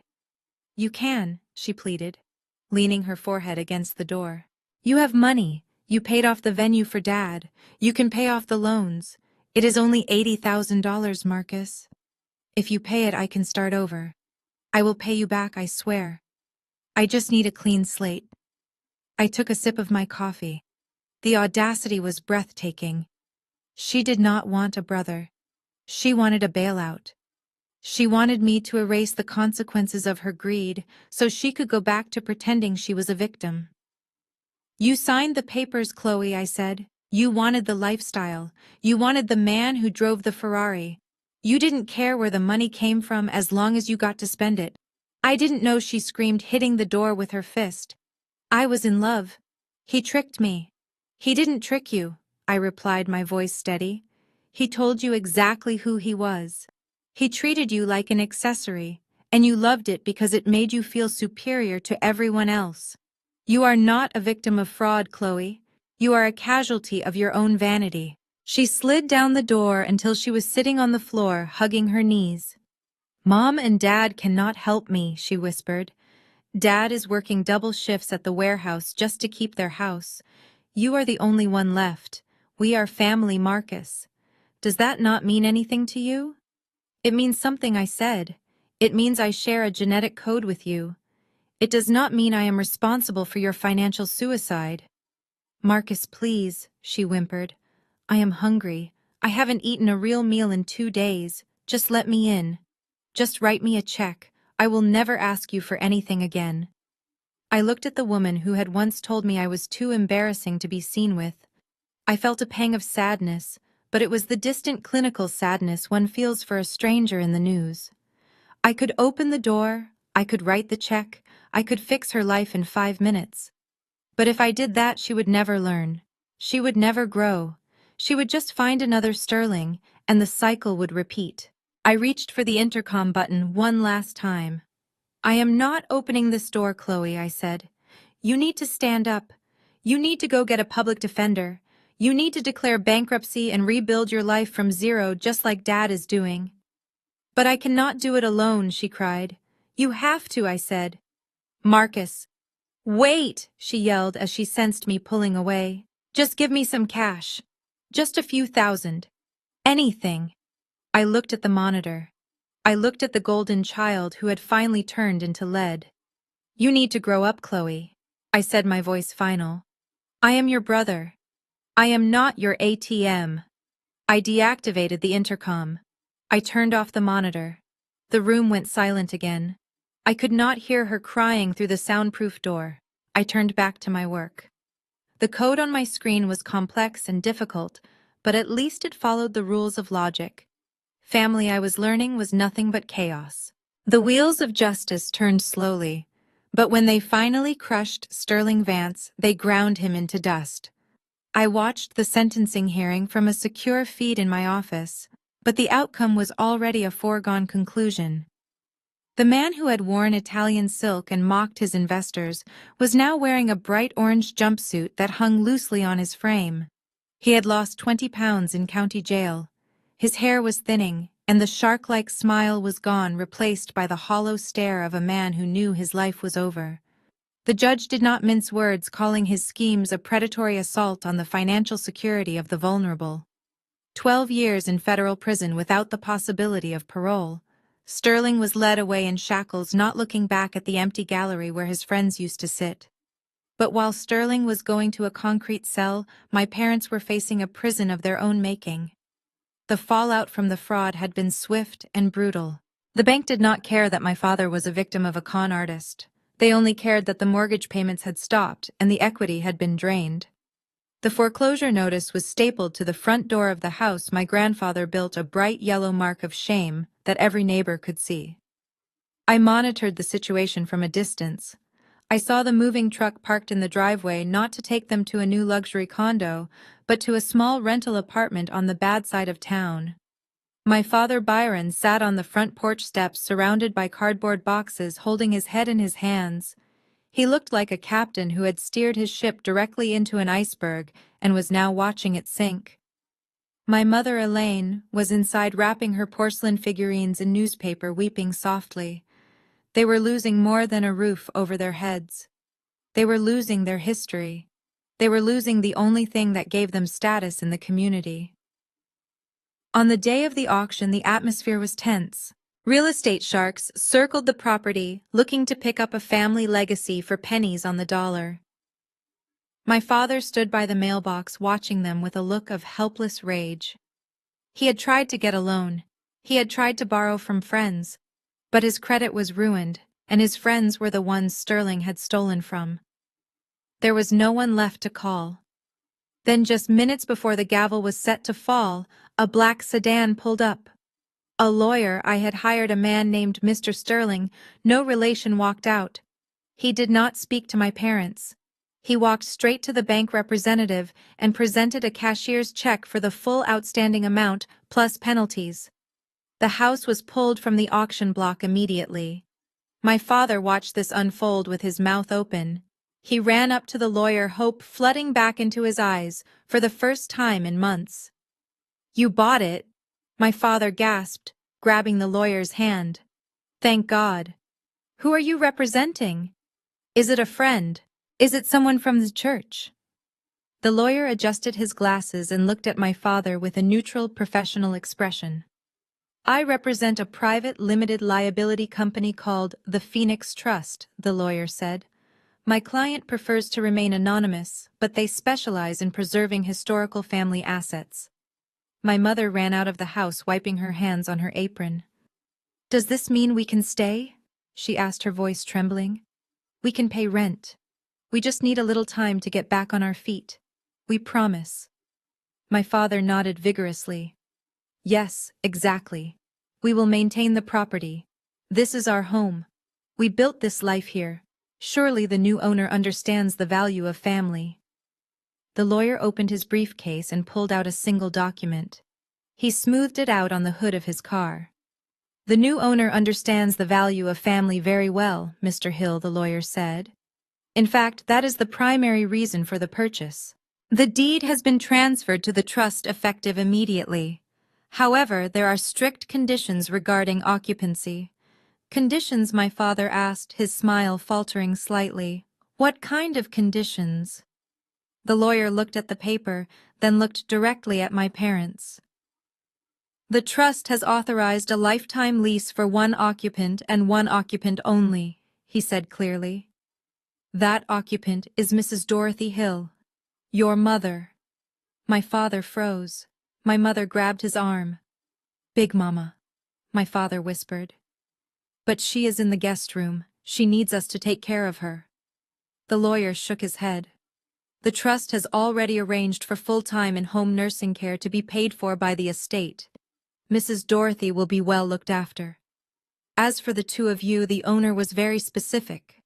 He handed the document to my father. "You are not listed as tenants. In fact, you are explicitly barred from residing on the premises. The new owner feels that you have compromised the integrity of the asset. My father stared at the paper, his hands shaking. "This is a mistake," he stammered. "Who is doing this? Who is the owner?" The lawyer snapped his briefcase shut. "The owner is silent, Mr. Hill, but his instructions are loud and clear. Mrs. Dorothy Stays, you have exactly 72 hours to remove your personal belongings and vacate the property. If you are not gone by Friday at noon, the sheriff will be called to escort you out.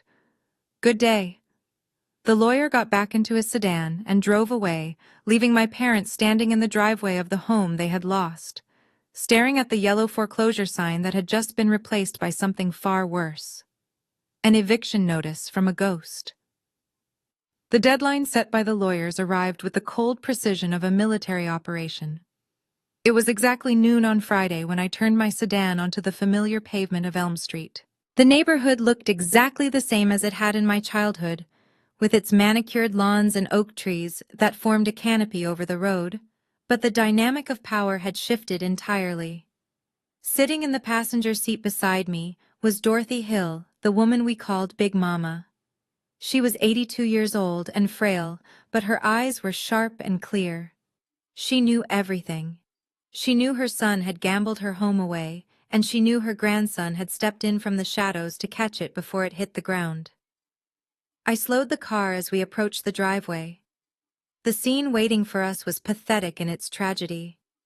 My parents, Byron and Elaine, were standing on the curb. They were surrounded by 4 battered suitcases and a stack of cardboard boxes that contained the remnants of their middle-class pretensions. They looked small. They looked aged. My father, who had once towered over me with his booming voice and his demands for perfection, now looked like a man who had been hollowed out by his own hubris.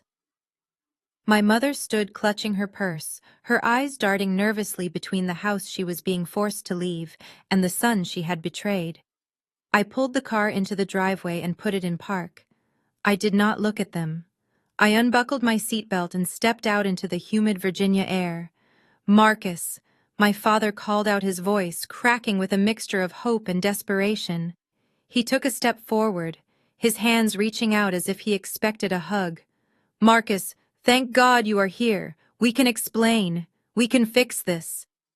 I walked past him as if he were a ghost. I did not break my stride. I did not make eye contact. I walked around the hood of the car to the passenger side and opened the door. "Careful now, Big Mama," I said softly, offering my arm to my grandmother. "Take your time." She gripped my forearm with surprising strength. She pulled herself up, adjusting her hat. She looked at the house that her late husband had built, the house that was now safe in a trust that bore the name of a mythical bird rising from the ashes. Then she looked at her son standing on the curb. "Mama," my father pleaded, tears welling in his eyes. "Mama, please, tell him family belongs together. We have nowhere to go." Big Mama looked at Byron. She did not look angry. She looked disappointed, which is a far heavier burden for a child to bear. "You made your choice, Byron," she said, her voice thin but steady. "You chose the appearance of wealth over the substance of character. You sold my home to a thief because you wanted to show off. Marcus is the only reason I am sleeping in my own bed tonight." "But Mama," my mother sobbed. "We are your family." Big Mama shook her head slowly. "You are my relatives," she corrected. "Family protects you. You two nearly destroyed us." I guided her up the walkway. I could feel the eyes of my parents burning into my back. I could hear my mother weeping. I could hear my father muttering my name. But I felt nothing. The anger was gone. The resentment was gone. In their place was a clean, cool indifference. I had paid their debts. I had saved the house. I owed them absolutely nothing. We reached the front porch. I unlocked the door with the new key the lawyer had issued. The smell of the house rushed out to meet us, the scent of lemon polish and old paper that smelled like safety. Inside, 2 nurses hired by the trust were already waiting to help her settle in. I walked her to her favorite armchair and helped her sit down. She looked up at me and patted my hand. "You are a good boy, Marcus," she whispered. "You are the man your grandfather hoped you would be." I kissed her forehead. "Goodbye, Big Mama," I said. I will be watching. I walked back out the front door. My parents were still standing by the curb watching me with wide, pleading eyes. They were waiting for me to invite them back in. They were waiting for the reprieve. I walked past them again, got into my car, and locked the doors. I put the vehicle in reverse and backed out of the driveway. As I shifted into drive, I looked in the rearview mirror one last time. I saw my father pick up a suitcase. I saw my mother wipe her eyes. They were shrinking in the distance, becoming smaller and smaller, until they were just specks in the landscape of my past. 12 hours later, I was back at my desk at the base. The hum of the servers was a comfort. The blue light of the monitors was my hearth. I pulled up the live feed of the house one last time to check on Big Mama. She was asleep, safe and sound. I closed the file. I was alone in the desert. I had no wife, no children, and no parents to call on Sundays. But as I looked at the clearance badge clipped to my chest and the secure terminal that responded only to my touch, I realized I had never felt less lonely. I had built a fortress of competence and integrity that no one could take away. Sometimes you have to let the whole world burn down just to see who is left standing in the ashes. My name is Marcus Hill, and this was my clearance. If you have ever had to walk away from people you love to save yourself, tell me your story in the comments below. Hit like and subscribe for more stories from the files. Transmission ended. This journey taught me that true worth is never defined by the people who refuse to see it. For years I believed my family's narrative that I was inadequate simply because I didn't fit their superficial aesthetic of success. But when the facade crumbled, I realized that integrity is the only currency that truly matters. We are often taught that family is everything but loyalty, without mutual respect is just servitude. Walking away wasn't an act of abandonment. It was an act of self-preservation. Sometimes the most powerful thing you can do is stop seeking validation from those committed to misunderstanding you. If you have ever had to choose your own peace over your family's drama, hit that like button and subscribe for more stories of resilience and justice served.